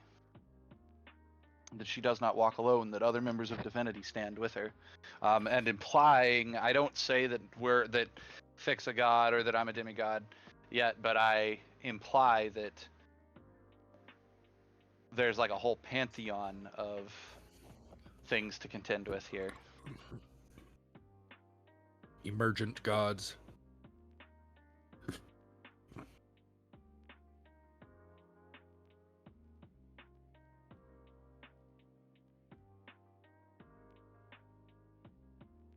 Perhaps if I can convince you and convince this steward in absentia that you have coming to speak with us of the importance of our message, you can deliver it to this Arkhan yourself.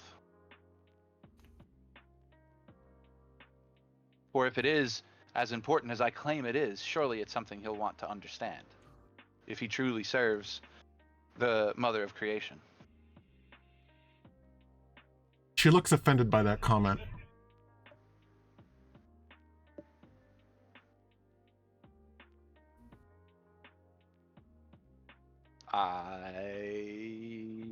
Out of game, I'm confused what offended her.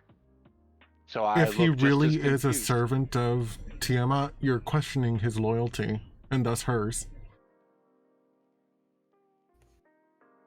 I would explain, I mean no disrespect. It is not your loyalty I question. And I can only question the loyalty of someone I have not met. And I can only view his loyalty by the loyalty of those that follow him. You show me that you serve the queen of creation, the mother of creation. You are her child. We are but lowly peasants beneath you. I say,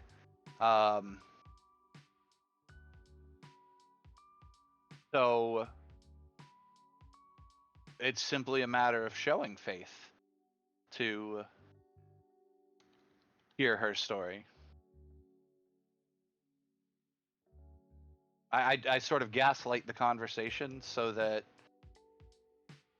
you're offended that I said you're not loyal to the Dragon Queen, but the fact is the only way to show that you're loyal to the Dragon Queen is to venerate her via the church services. Is sort of how I would lead that conversation then. Going medieval Catholic on their ass. Around that time, portal approaches.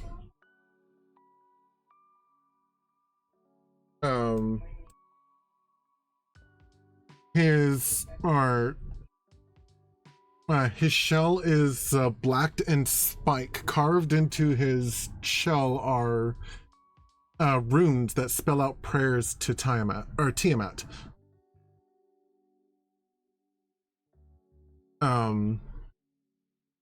His flesh is an ashy green color. And the maul he wields has skulls on either side of the hammerhead that kind of spew out a sickly green smoke. Neat. Neat. Wow.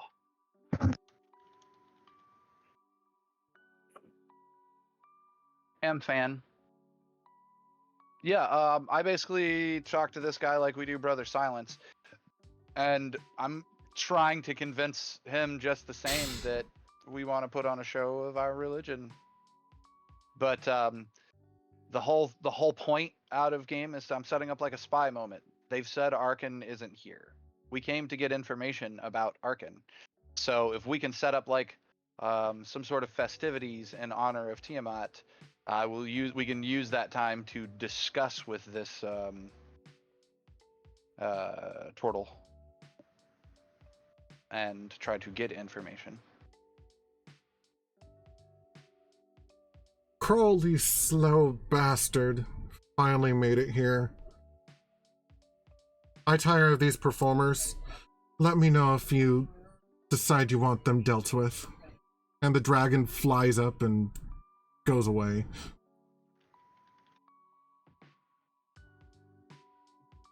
Okay. Anybody else cold?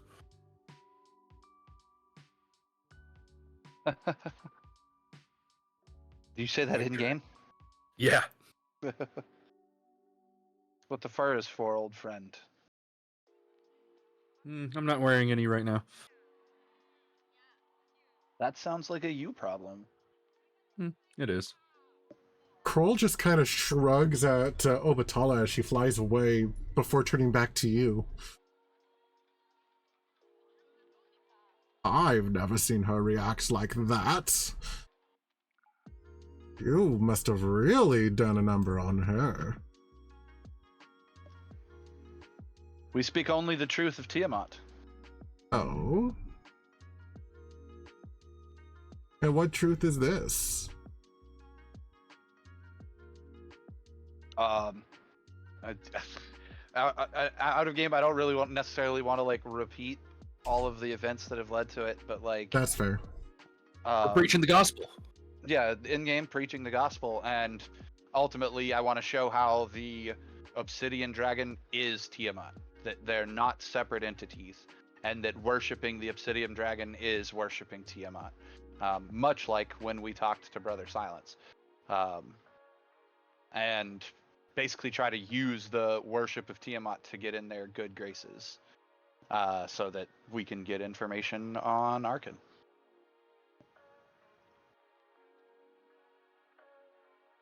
And going so far as to put on the show of everything that happened in Baldur's Gate to Tiamat's awakening.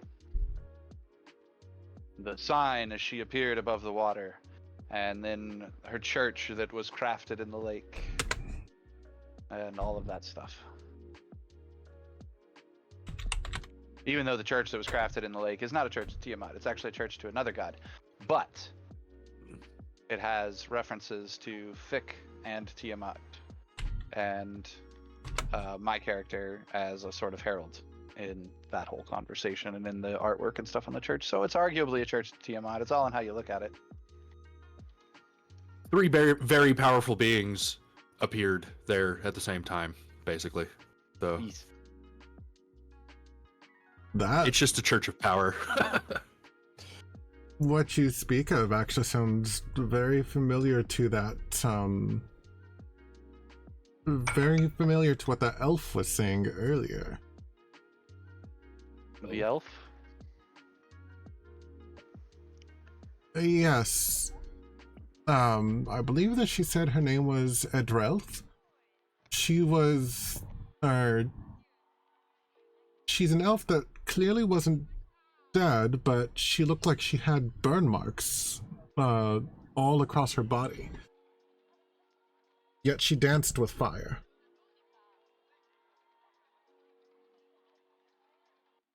Interesting. Indeed.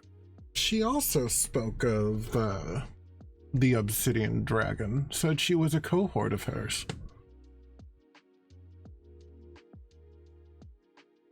As I say in the good news, Tiamat walks among us. We no longer have to wait for her to waken from her slumber. Tiamat teaches that all her children can walk free. Bask in the light of creation.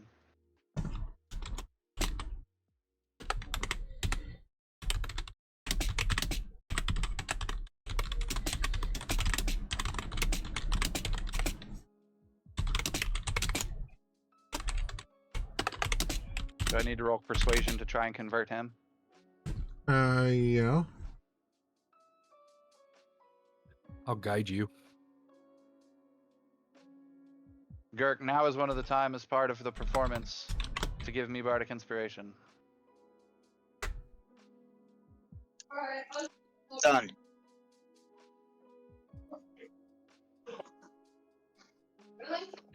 So I got a 21 plus, so a 24 plus, so a 26.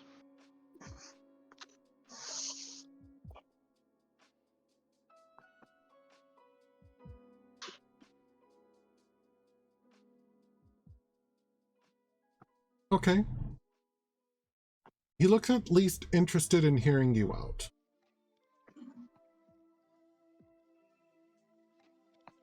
Like, he's not nearly as dismissive or annoyed as Obatala, but that could just be Obatala.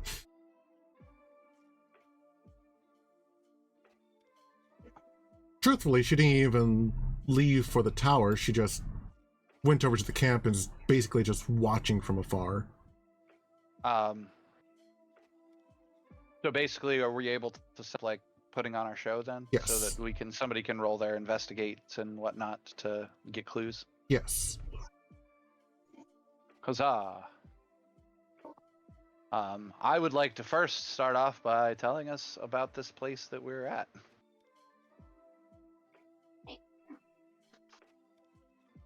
But otherwise, I am not an investigator, guys. Investigation is an intelligence-based skill. But if it's through conversation, you can do it with charisma. And I am not proficient. I'm not proficient in investigation either. Thick. However, I do get a +1 because I have no zeros anymore. Nice. Thick, are you proficient in investigation? I'm looking. I have partial proficiency. I have a +5. What about you, Druzzl?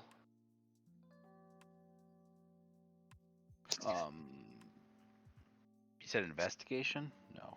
Yeah. No, I'm not. I'm not any good at it at all. So our highest roller is a +5. All right, I'm rolling it. I can bardic inspire you through my performance while you are talking to people. Okay. Which is a D6. Do I roll it or do you roll it? You roll it. Yeah. 18. Is he able to uncover any information that the barbarian or that the barber might want to know?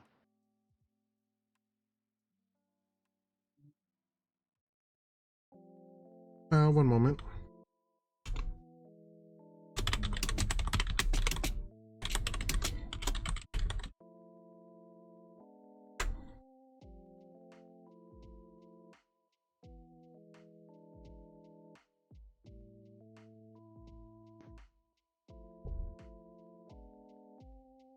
Yes.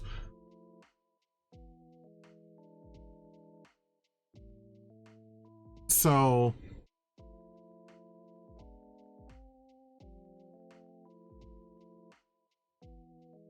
the tower itself is used by Arkhan to perform experiments, It also contains a hatchery for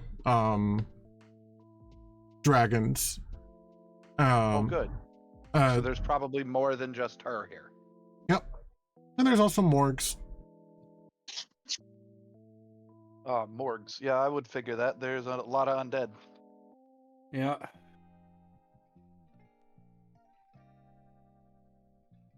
What about the... So that's the tower. What is the camp?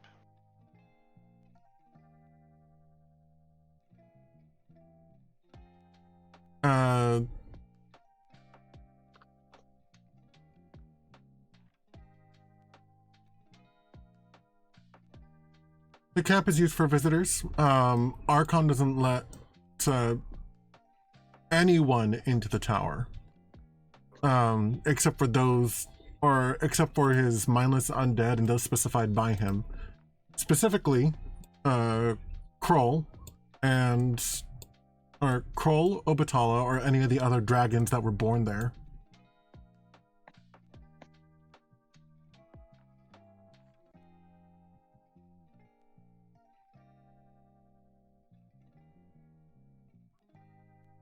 By the way, alongside him have been 4 ghouls, which he occupied with bones. But as they're gnawing on their bones, they're staring hungrily at the party. Oh, I'm sure. With his 18 on investigate, does he figure out anything about like what the experiments are for?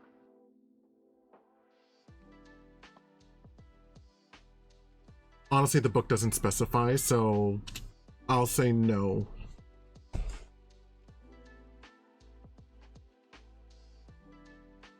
But with the amount of undead and the other things that are in there, you can probably presume that's at least some of the experiments have something to do with necromancy. Yeah, if I had to guess his magic type, it would be necromancy. The dragon looking told at us that Arkhan wasn't here. Does he give any information on where we find Arkhan?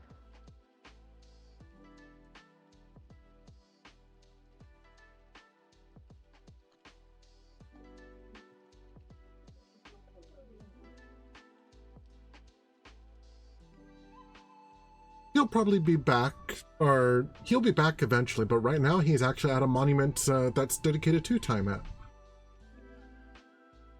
Oh. Interesting.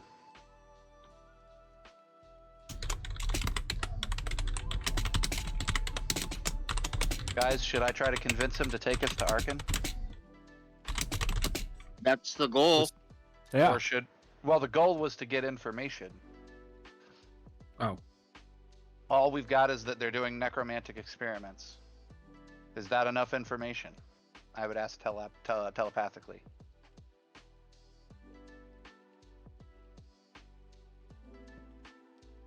We could ask him to take us to Arkhan, or to tell us how to get to Arkhan, like the fucking monument, or we can wait here for him to show back up, or we can leave, but not actually leave, and wait here for him to show back up, or we can, leave with the information we've got. I'll leave that to the leader of the group. I'm thinking. Well, we are here to entertain. Is there anybody in the camp? And you're thinking if there are people in the camp, we might as well stay in the camp until he gets back? Yeah. If it's not just No, chock full of undead. no one is presently occupying the camp. Hmm.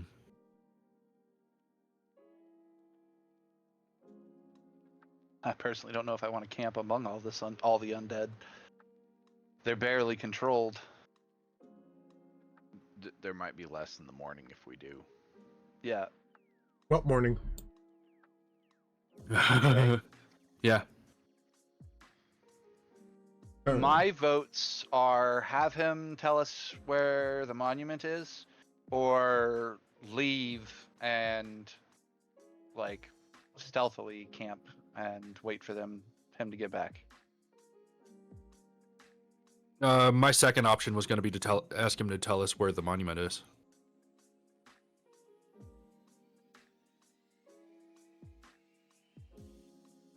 Okay, Druzzl, what do you think?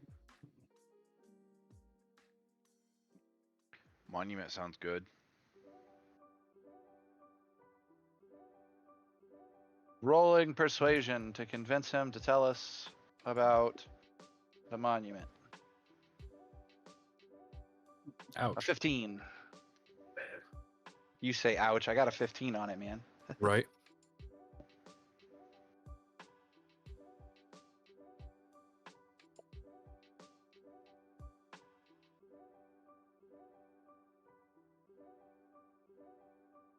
Rolled almost as low as I can roll. Still got a 15.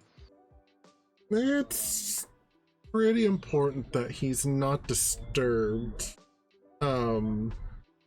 It's pretty important that he's not disturbed. But I might be able to be convinced if you give me something to add to his hoard. I'm sure that he'll understand.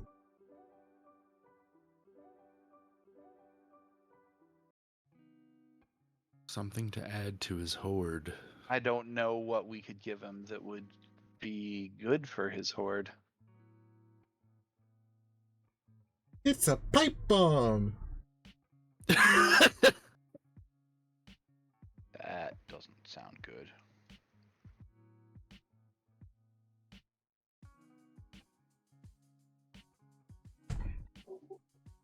Anybody have anything they can give him? I mean, I've got the Azorius Guild signet ring that I have never used, but that's about it. Oh yeah, there were multiple guild signet rings. Yep. Yeah, aside from guild signet rings, which would be magic items that we could give up, I don't think we really have anything. I inform them. I basically tell the guy that we're about to go grave robbing. Do you know of any tombs that we're adventurers as a day job? Do you know of any tombs around here that might have something he'd want? Actually,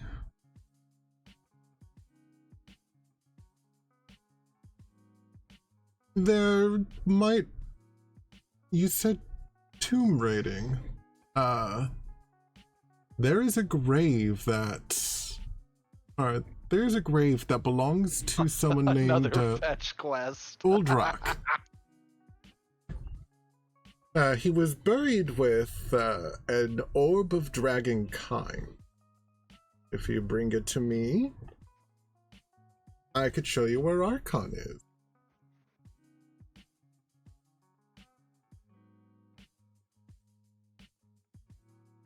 All right. Solid.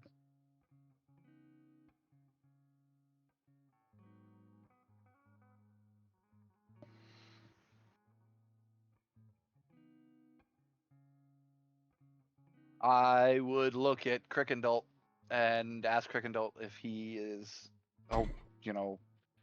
aware of this location that the portal has given us. Is it on the map? Because if so, I'd interrupt Crickendalt. But if it's not, then I'd let Crickendalt speak.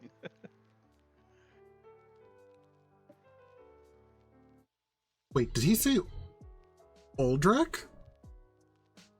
Yeah.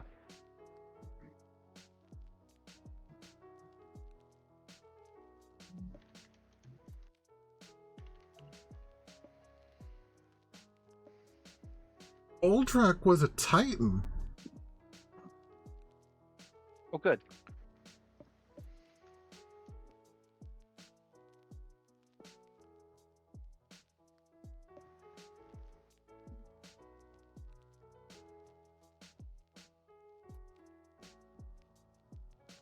I think I remember where his helmet is, or would be. Yes, I think I can take you to it.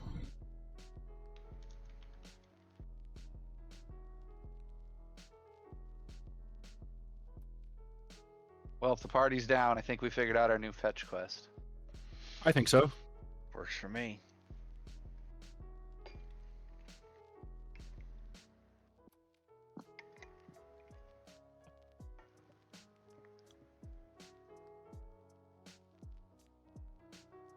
I don't know how you stumbled upon this.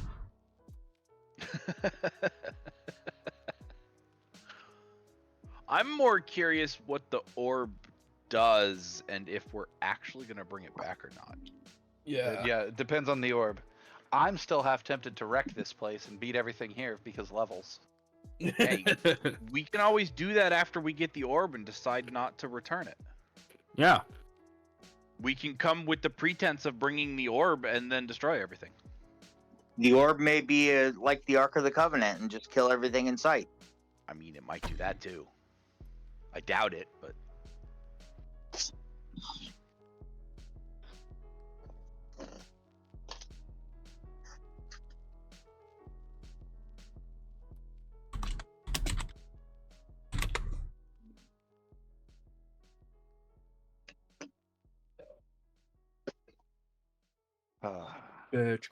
Fetch quest. Yeah. Fetch quest.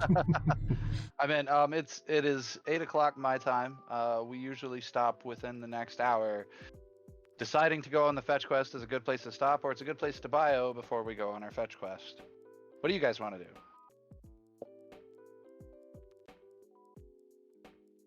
yes. I can go either way. What was that pick? I can go either way. Gilwin? I'd like to hear Jaime's opinion because I can keep going. This next part actually looks like it's pretty small. Which means it'll be another hour. I mean, maybe, Because of- depending on because how of you guys Austin. react to everything. Plus bio, so. Because this would be a good spot to bio before we do the next leg anyways. Okay.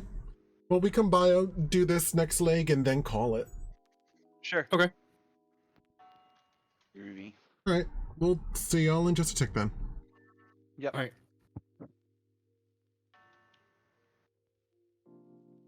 Want a beer, bug? Want a beer? Hmm? Do you want a beer? I'm gonna take a shower first. Okay. We're still on, but Hmm? we're still on, but we're almost done. Okay.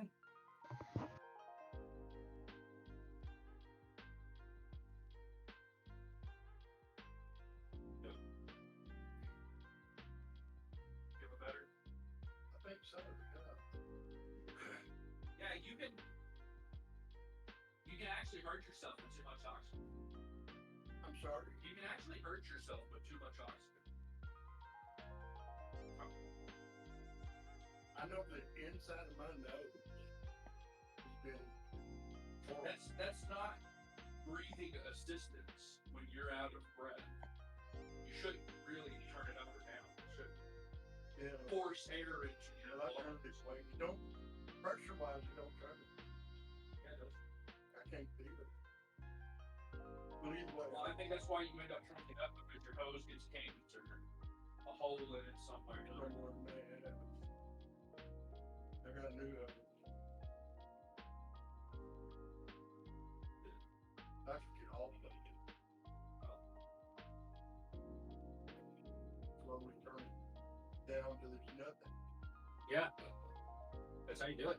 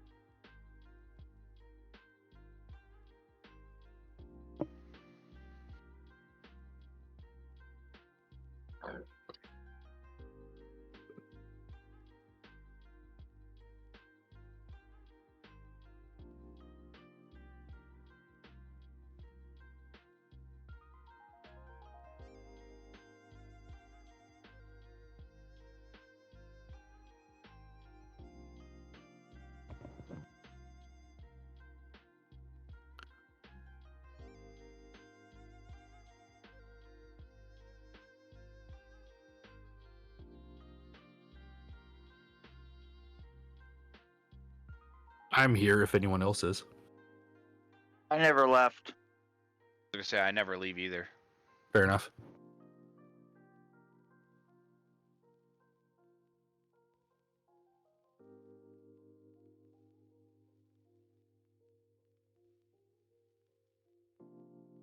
The first 385 days of January are always the hardest.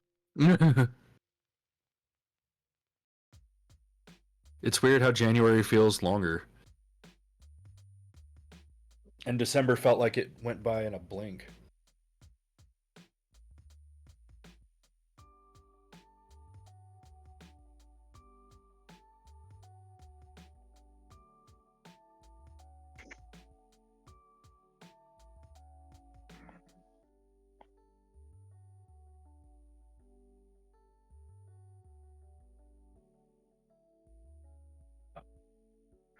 So I used my treadmill for the first time today. Yeah? 13 minutes was the most I could go. Hey, better than nothing. Yeah.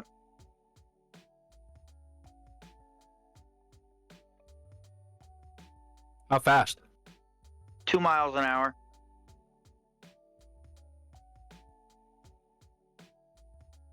Better than nothing. Yeah, I was hoping I could do 20 minutes. But I only made it 13. Well, you have a goal. That's all My you- goal is to be able to run for an hour. Like, actually run. I haven't done that in enough. 20-something years. It's about 5 miles. 3 to 5 miles, depending on how fast you run. Because I used to run for an hour a day.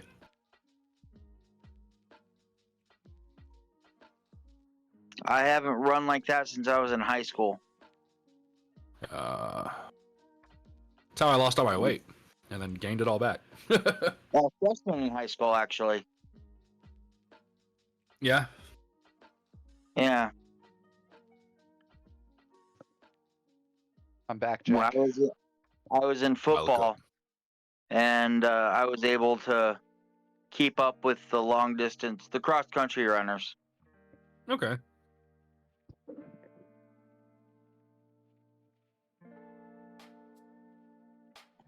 That was more of a fast jog than a run, though. Yeah.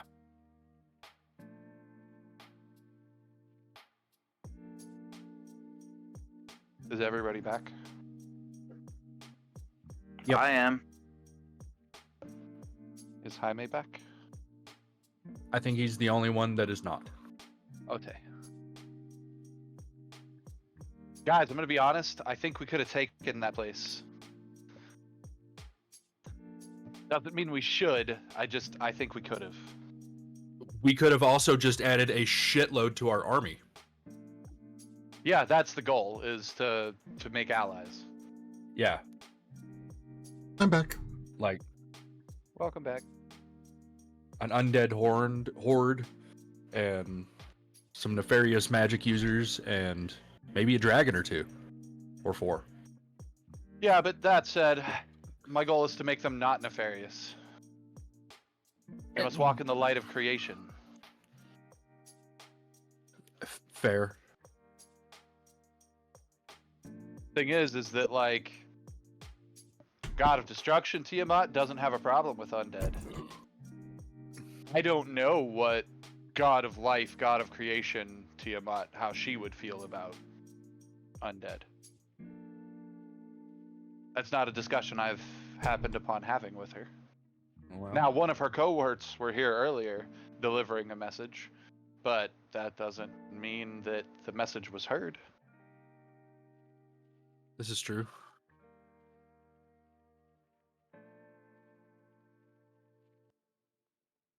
So, Maybe we'll pass her along the way. also true.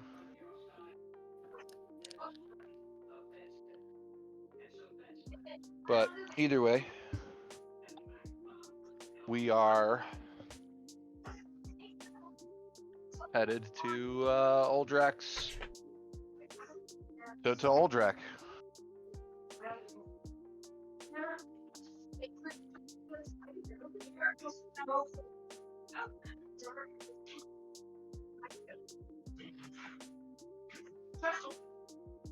All right, is everyone back? Yep. Okay. Yep, Binky's waiting on you. Sorry. Oh no, you're fine. Okay. So, I guess Crick and Dolt will go ahead and navigate. Oh, that was close. I was gonna say I'm gonna be noting things on the map as we go. And he takes you to Uldrek's grave. The cracked helm and sword of a titan lies half buried in the ash of Avernus. A spherical stone set into the sword's pommel still gleams with scarlet radiance. L5, go. What do you want me to look for? Everything. I don't want to get ambushed when we get in there. Fair enough. I want your elf ears listening as well. I'll do a blanket perception. Wow, that's the second yeah. one I've rolled today. Yeah, no, you're gonna use my inspiration and re-roll that. Okay. Re-rolling. A 2. Here. Well, I'm gonna better. guide myself. Oh, I do have a bardic that Carl gave me. Use my inspiration first. Are you sure? Yeah. Okay. A 10. So my passive.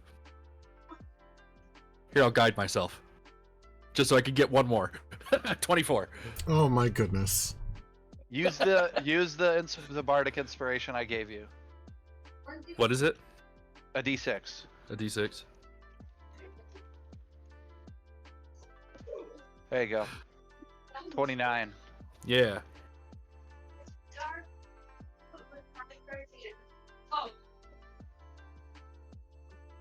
Okay. Does Gilbin know very much about giants and titans? You know, I don't think he does. Maybe some passing stories. Other than what giants we have already encountered, the sky giants, but... Okay. What you can tell is that, or what you can tell is that the orb that is in the pommel of the sword doesn't look like it's a normal, just crystal pommel. Do you speak giant or read giant? No. Okay. Then you can't understand the etchings that are, or you cannot understand the etchings that are on the helmet either. What you can tell, though, is that there is something around still. Like someone has been here recently. Tracks in the sand. Yeah. I would definitely point that part out. Whatever clues that I'm seeing, I would actually point those out physically to somebody, kind of like a, hey, look. All right, Somebody's we've got been an here. orb and a pommel, but someone's here. Yeah. Do we want to climb out of the vehicle or roll the vehicle up on the thing? Just like park it right up on top. Wait, how big is the helmet? Wait, what? A cracked helmet and a sword of a titan lies half buried in the ash of Avernus. I assume these are like giant titans as you would expect them to be. So like the pommel of the sword is huge. Yes. Yeah, so we could just roll the vehicle up there. Yeah, I say we just Yeah. cruise it in nice and slow, and be on alert in case something tries to ambush us. Agreed. While we're rolling in, can I use survival to try to identify the tracks that Gilwin pointed out? Yes. 28. Nat 20. Nice. They appear to belong to a they appear to belong to a spine devil. But the behavior of this creature is different than most other spine devils that you've encountered. Well, for one, don't spine devils normally move in packs? Are you only seeing like one? Is he only seeing one? Yes. Interesting. I would definitely explain that to the Crickendalt, group. any Not only that, but spine devils can fly. Oh yeah.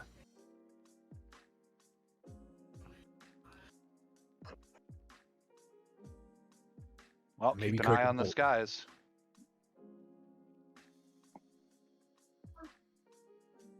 Roll out. Yeah, we roll in. We make our way towards the pommel. Okay. So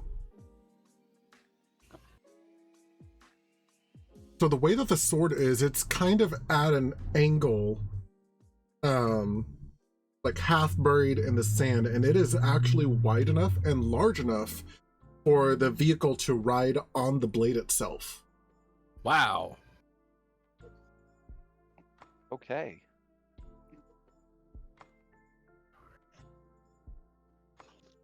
Yeah, we're having that total Mass Effect Andromeda scene where you ride a vehicle up one of the obelisks. Yeah. And I guess I'm going to roll Arcana on the orb when I get up there, when we get in range. Okay. You begin, or as you roll up onto the blade itself, echoing out of the helmet, you hear a harsh, keep your hands off of that.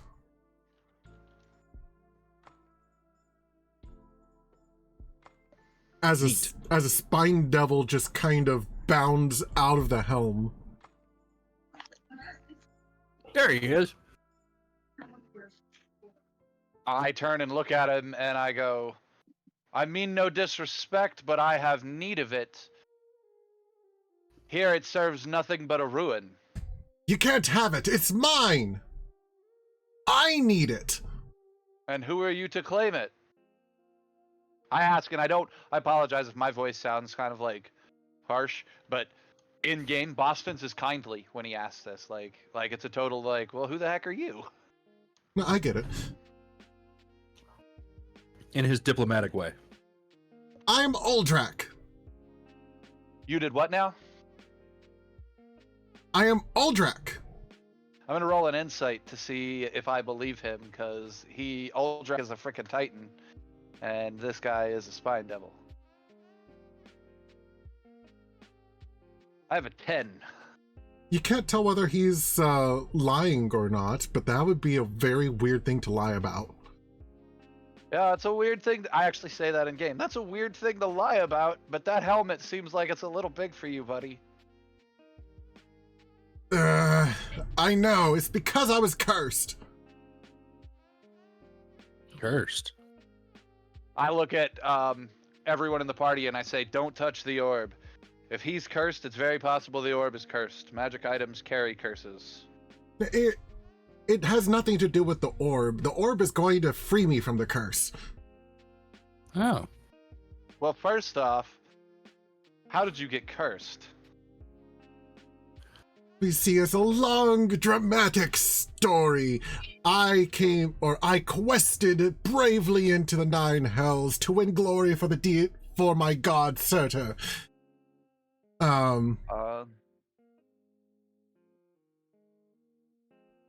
Nat 20. That Nat 20 is to create minor illusions of his story as he tells it. Like shadow puppets behind him.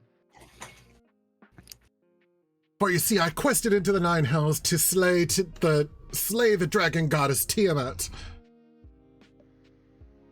The puppets immediately cease and turn and look at him. But it was for naught. She had bested me, and for my arrogance and my impudence, transformed me into the form you see today. Why did you want to kill Tiamat? For the glory of my god Surtur. I look at Fick and I go and telepathically say, "What do we know about Surtur?"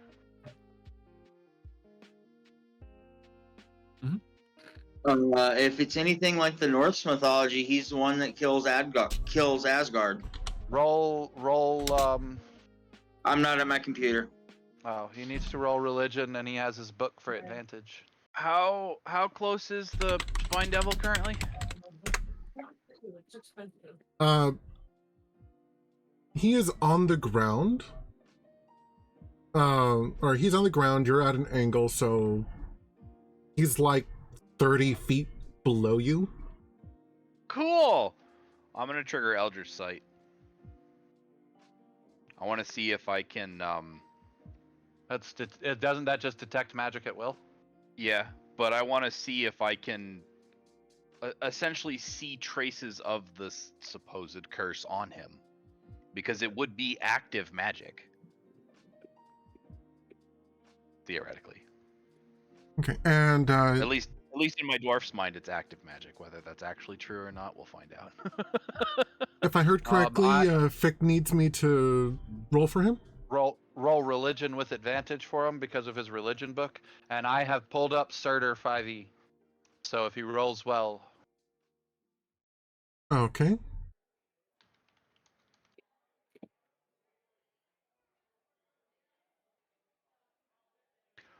dang.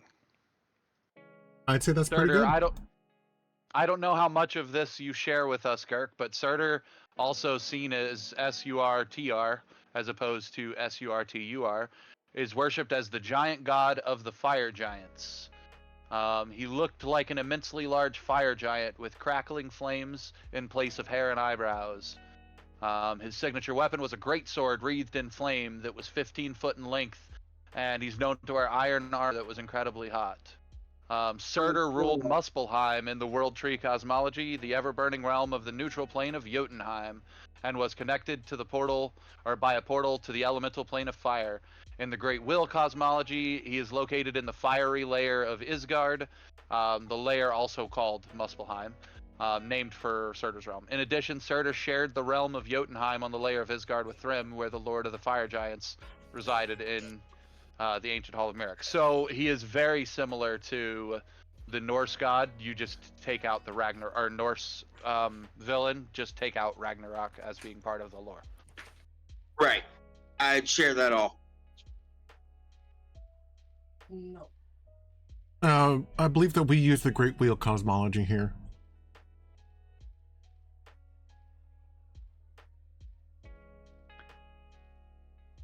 I'm not actually sure what the difference between each cosmology is, if I'm being quite honest. I think you've referenced the Great Wheel before, though. Yeah. Yeah, so it wouldn't surprise me if that's kind of where we are. It is the Great Wheel, is what currently is supposed to be in use. It's described as a complex, comparatively cosmopolitan place in which the gods of many worlds and pantheons mingle. The beliefs of many faiths. Oops, the whole thing just scrolled without me. The beliefs of many faiths and peoples blending together in a set of outer planes shaped predominantly by the polar forces of law, chaos, good, and evil. Thus it was that Lyra and the Greek goddess Hecate could feud over the love of the Sumerian god Enki and work at pleasure palace operated by the Aztec gods Xochipilli and wow, that's funny. Hecate works at a pleasure palace for another god. I love that. Like the gods work within each other's realms that way as like lesser versions of themselves. That's amazing. I do like that.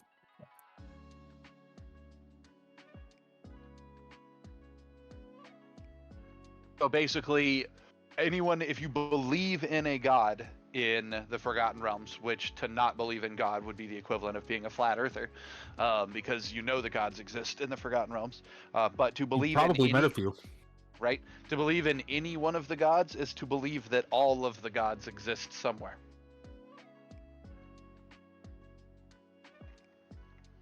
So faith here is a lot different. Faith is actually about choice as opposed to requirement. Fair. Which is kind of cool. But that's all side. So we know that this guy worked for a god that was... Oh, actually, there was one thing that we didn't figure out from that, guys. Surtur's alignment. Because if he's Norse Surtur, he wouldn't necessarily be a good guy. He's lawful evil. Lawful evil.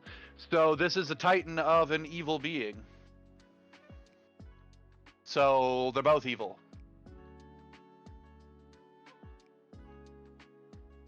Yep. Bear that in mind with our decision helping. Or our decision making. Yeah. Like, he's just a spine devil. It's not like we couldn't take him. But he was cursed into this form, and Tiamat defeated him and left him like this. I'm inclined to leave him like this. We need Tiamat on our side. However... We could probably call him off at Tiamat if we... Well, he's lawful evil, so we could strike a deal. We could also try to convince him. We could strike a deal to get the orb.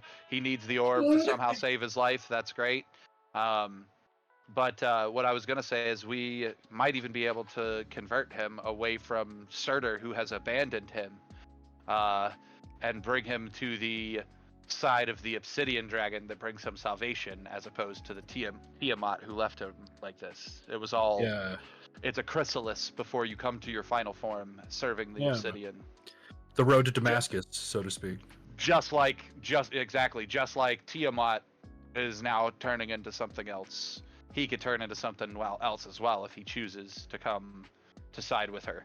I would like to approach it from that aspect, but that's up to you guys.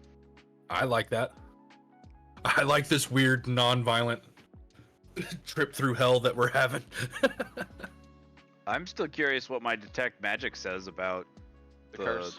spine devil and the curse, but I'm agreed.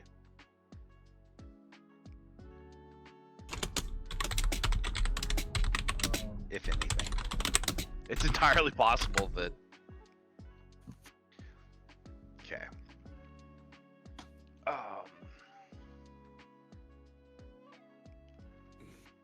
Do I know what school of magic it is?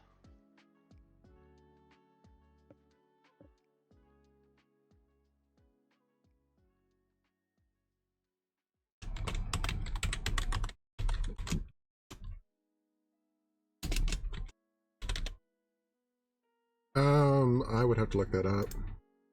Okay. I don't think that's important. Not immensely, but Do you confirm his curse? yep, he is cursed. Now,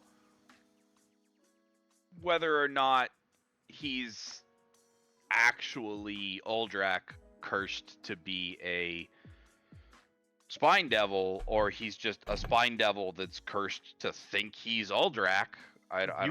You guys could have rolled insight on his story. I'm the only one that did. Oh, that's true.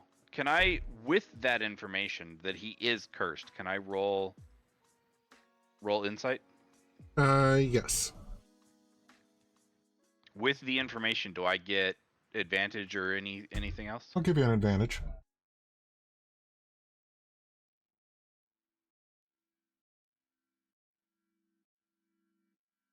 $27.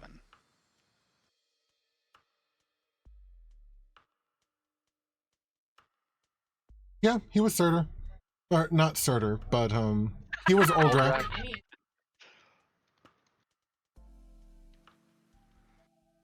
Do you tell me this? Yes, I would tell all of us this. Basically corroborate his story, yeah.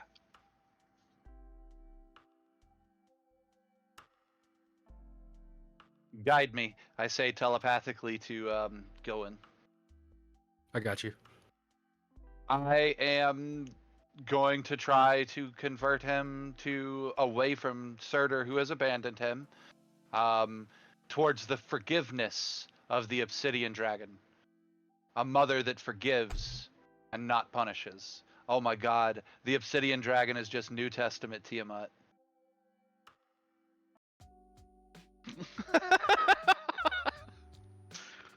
Jeez. That's how I'm presenting it from here forward. New Testament Tiamat. Because if he agrees, he will give us this orb, and we will use our efforts to find a way to free him. That is the goal.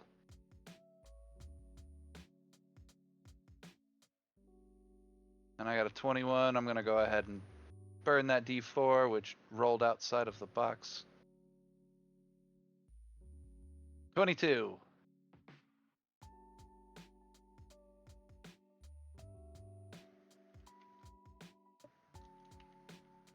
To convince him to tell us what the orb is and give it to us. Oh, I never rolled the Arcana check to identify because you were still explaining stuff. Sorry. So that was a while ago, but... Man, do I know the first thing about this orb? It's 12. It's shiny. Shiny orb. Shiny magic orb.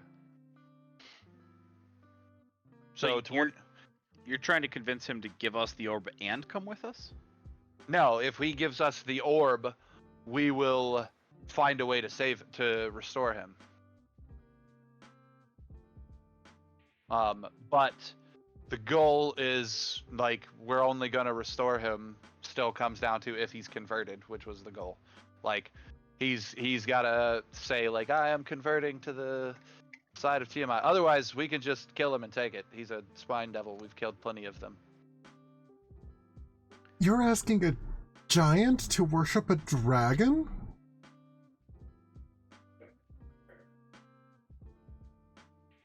Like, No, I'm asking a giant to worship the mother of creation. And if that conversation sort of came up that way, that's how I'd say it. Because in the draconic religion creation, which is identical to the giant creation myth, dragons came first, giants came second. There was a war. During that war, gnomes and everybody else was made. That was the creation war, the Dawn War. But in the stories of both dragon kind and giant kind, Tiamat was the bad guy and did all this stuff. And I am trying to paint the obsidian dragon as something different. ugh.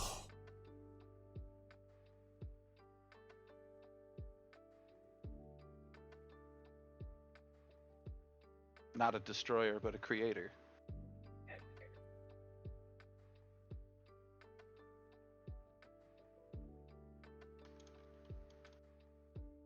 But with the orb, I can...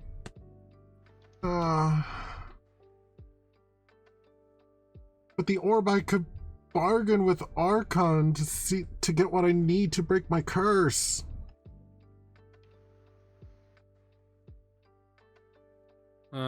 Conveniently, we seek to take the orb to Arkhan. What? The orb is just literally to get us through the door to Arkhan. You're kidding. No, I'm being 100% serious. Roll an insight check. I say that in game. What's an insight check?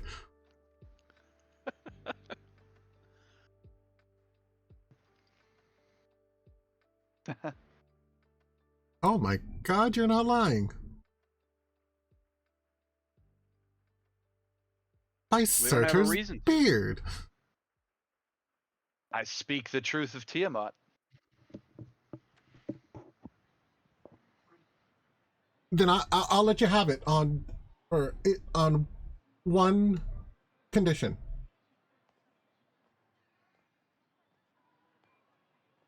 You must bring me, or ask him for the reliquary that he keeps around his neck.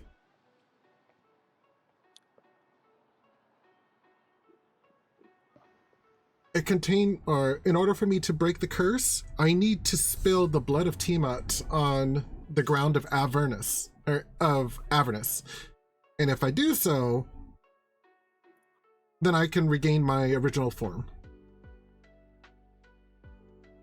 All I ask, as we succeed at this task, you remember that it was the forgiveness of Tiamat that made that possible.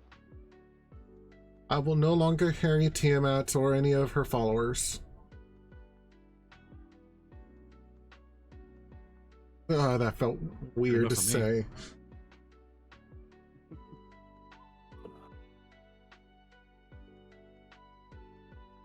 At the end of the day, it's actually not even asking him to like lilt that far. Surtur's fire could also be seen as the fires of destruction and fires of creation.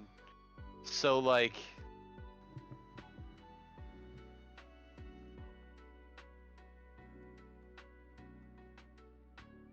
I'm excited to continue to convert people. Tell us about this orb, I say, as I begin to figure out how to take it off there. We have a dwarf here. Can you stone cunning and figure out how to take this thing off of a giant sword? Is it in stone or is it in metal?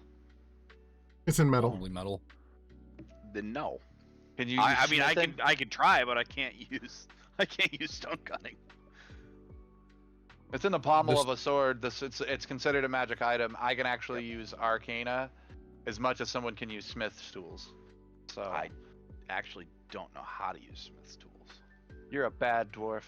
No, I'm a map making, potion making dwarf. He's an odd man out. Hence why I'm here. Not at all. Yeah. Anyways, does he tell us about this orb? Since I failed my Arcana check. Yes, the orb is an orb of dragon kind. Do I know what an orb of dragon kind is? Roll Arcana.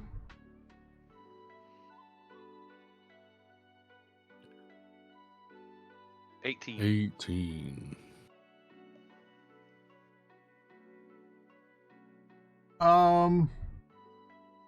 You know that it's old magic. There are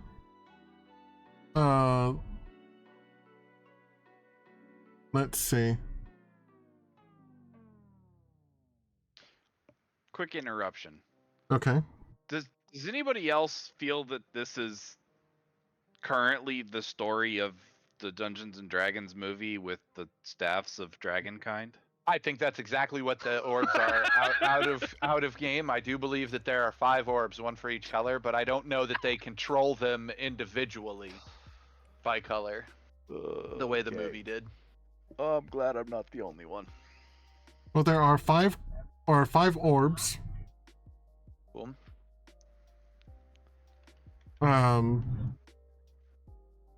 Let's see. Each orb is an etched crystal globe.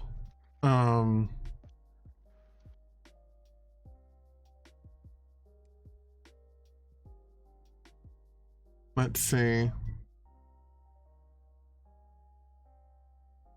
It is a magical item that you would have to attune to in order to use. And I'd be scared to attune to something that old. I feel like while he's picturing the D&D movie, I'm actually picturing Lord of the Rings, the Palantir. Mm-hmm. I mean, there's that too. And its original purpose was to call dragons. Yep.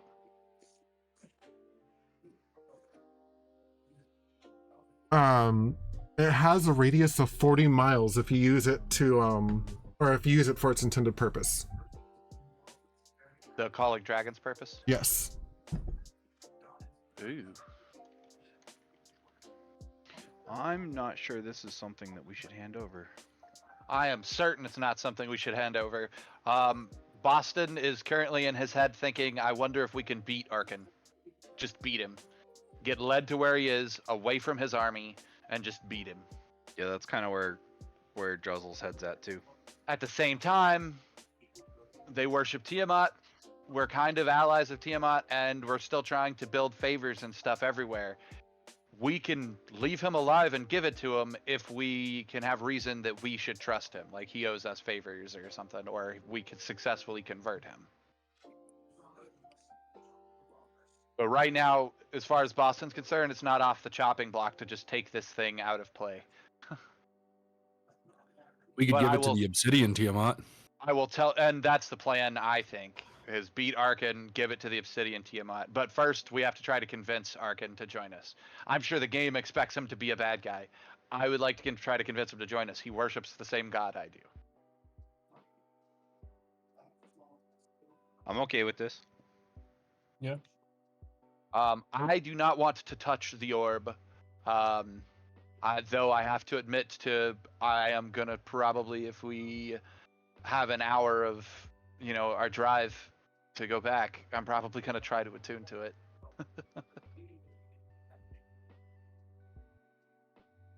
Because it'll make it easier to hang on to if one of us is attuned to it. So I'm not even gonna lie about that.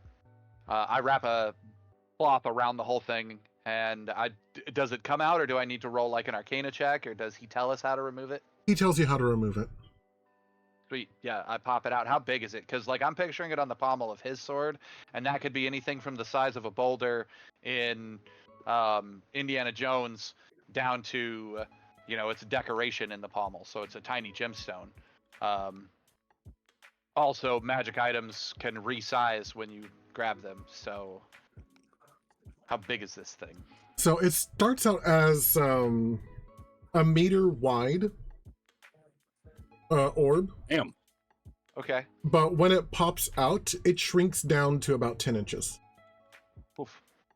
Still pretty big, but not that bad. 10 inches. So yeah, like the size of the plant here. Okay, so like a bowling ball. Yes. A basketball. I was gonna say basketball, but yeah. Yeah. Even though he told us how to remove it, I would like to help Boston remove it. And while we're working on that and away from everybody else, I want to ask him, why don't we just bring Uldrak with us?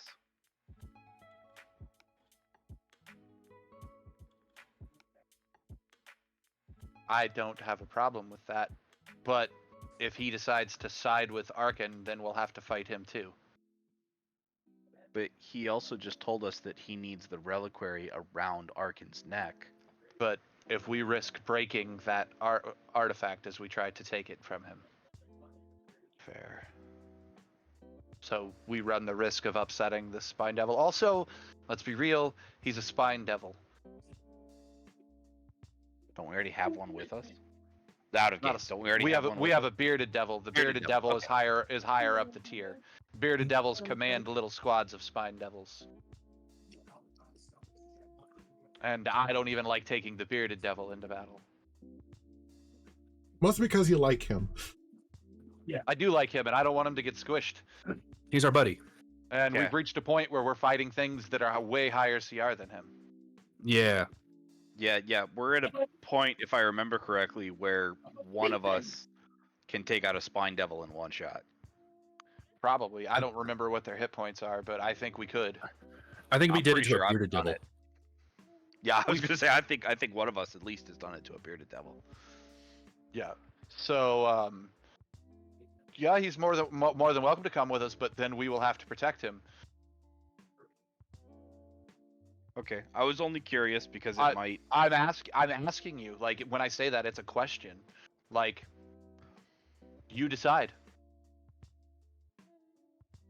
You're asking for the pet. No, mine was more of an errant. We don't want to have to come back here.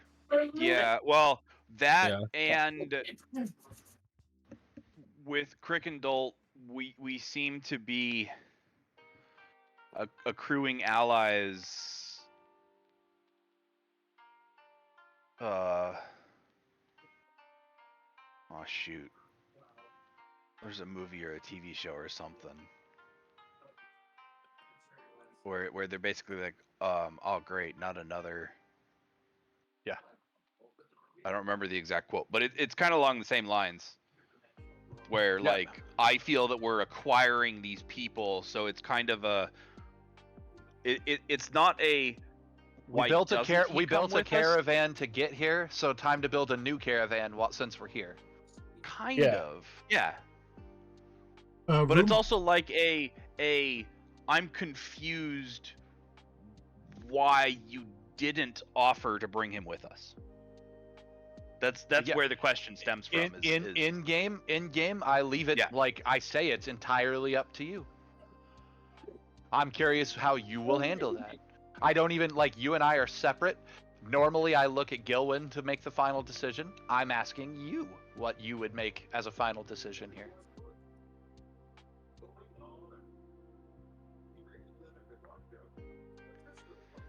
It would potentially make things quicker after if your thoughts mirror mine. And I'm not sure I want to leave him and Crickendalt alone with the Demon Grinder, though. Lulu's usually there with them. Yeah. Fair. Space on the Demon Grinder is starting to get short. Is starting to get small. I can unsummon my Drake. Because he's been with us on the Demon Grinder the entire time.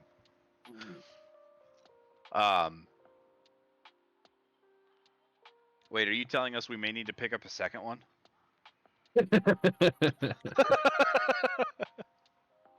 You were the ones who brought up making another caravan. Start turning this Yeah. caravan into a Mad Max style caravan. Yeah. Multiple vehicles. I mean, other people have done it. I've wanted to go grab a couple of the motorcycle ones. It's just life's easier when we're all on the same vehicle. Not to mention Yeah. that would be more soul coins. Yep. And more greater restorations. We're not using greater restoration. We're using remove curses. Oh, But I thought it was. No, greater remove curse releases a soul from the coin. So all we do is release the soul from the coin while it's in the engine. So it just releases.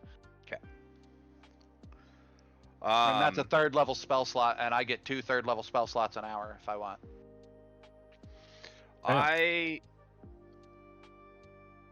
have no problem with him coming, as long as he understands that in his current form, he would be to stay with the Demon Grinder and Lulu. Be safe.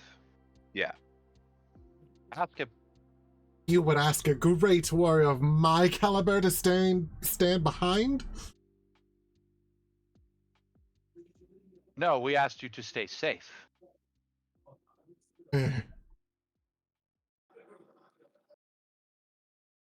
Fine.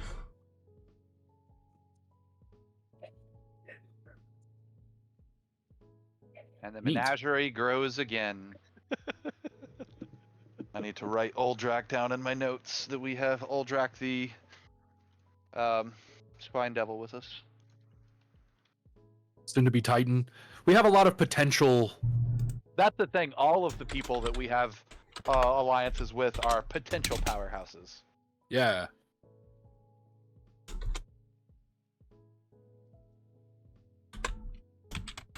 The 8th Remnant is going to grow so much by their alliance with Mad Maggie, because Mad Maggie will be able to put them in contact with other devils whose units have been lost and they're in limited standing and they need a place to go. Shit like that. So, Yeah. like, literally, the Yugoloth, we set him free, but, like, knowing full well that at his tier of power he should have been at, he'll have the ability to acquire power. Tiamat will be a god one day as she continues on her adventure. So like like everybody's got potential to be incredible. Yeah. Our supernatural caravan is gotten a lot more powerful than our normal caravan.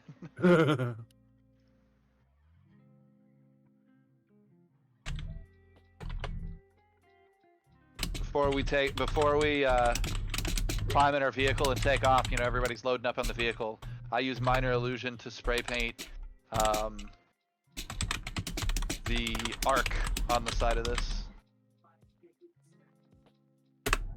The name of our siege vehicle, the Demon Grinder, is now the Arc.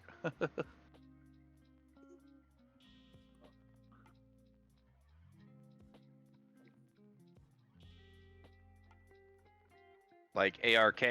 Yeah, 2 of everything.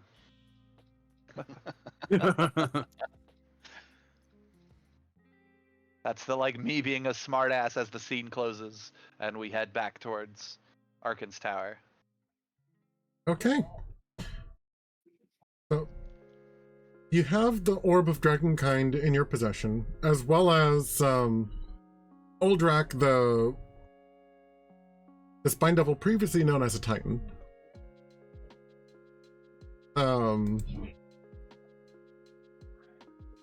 On your way to try and find Arkhan and figure out what exactly it is that he is planning on doing.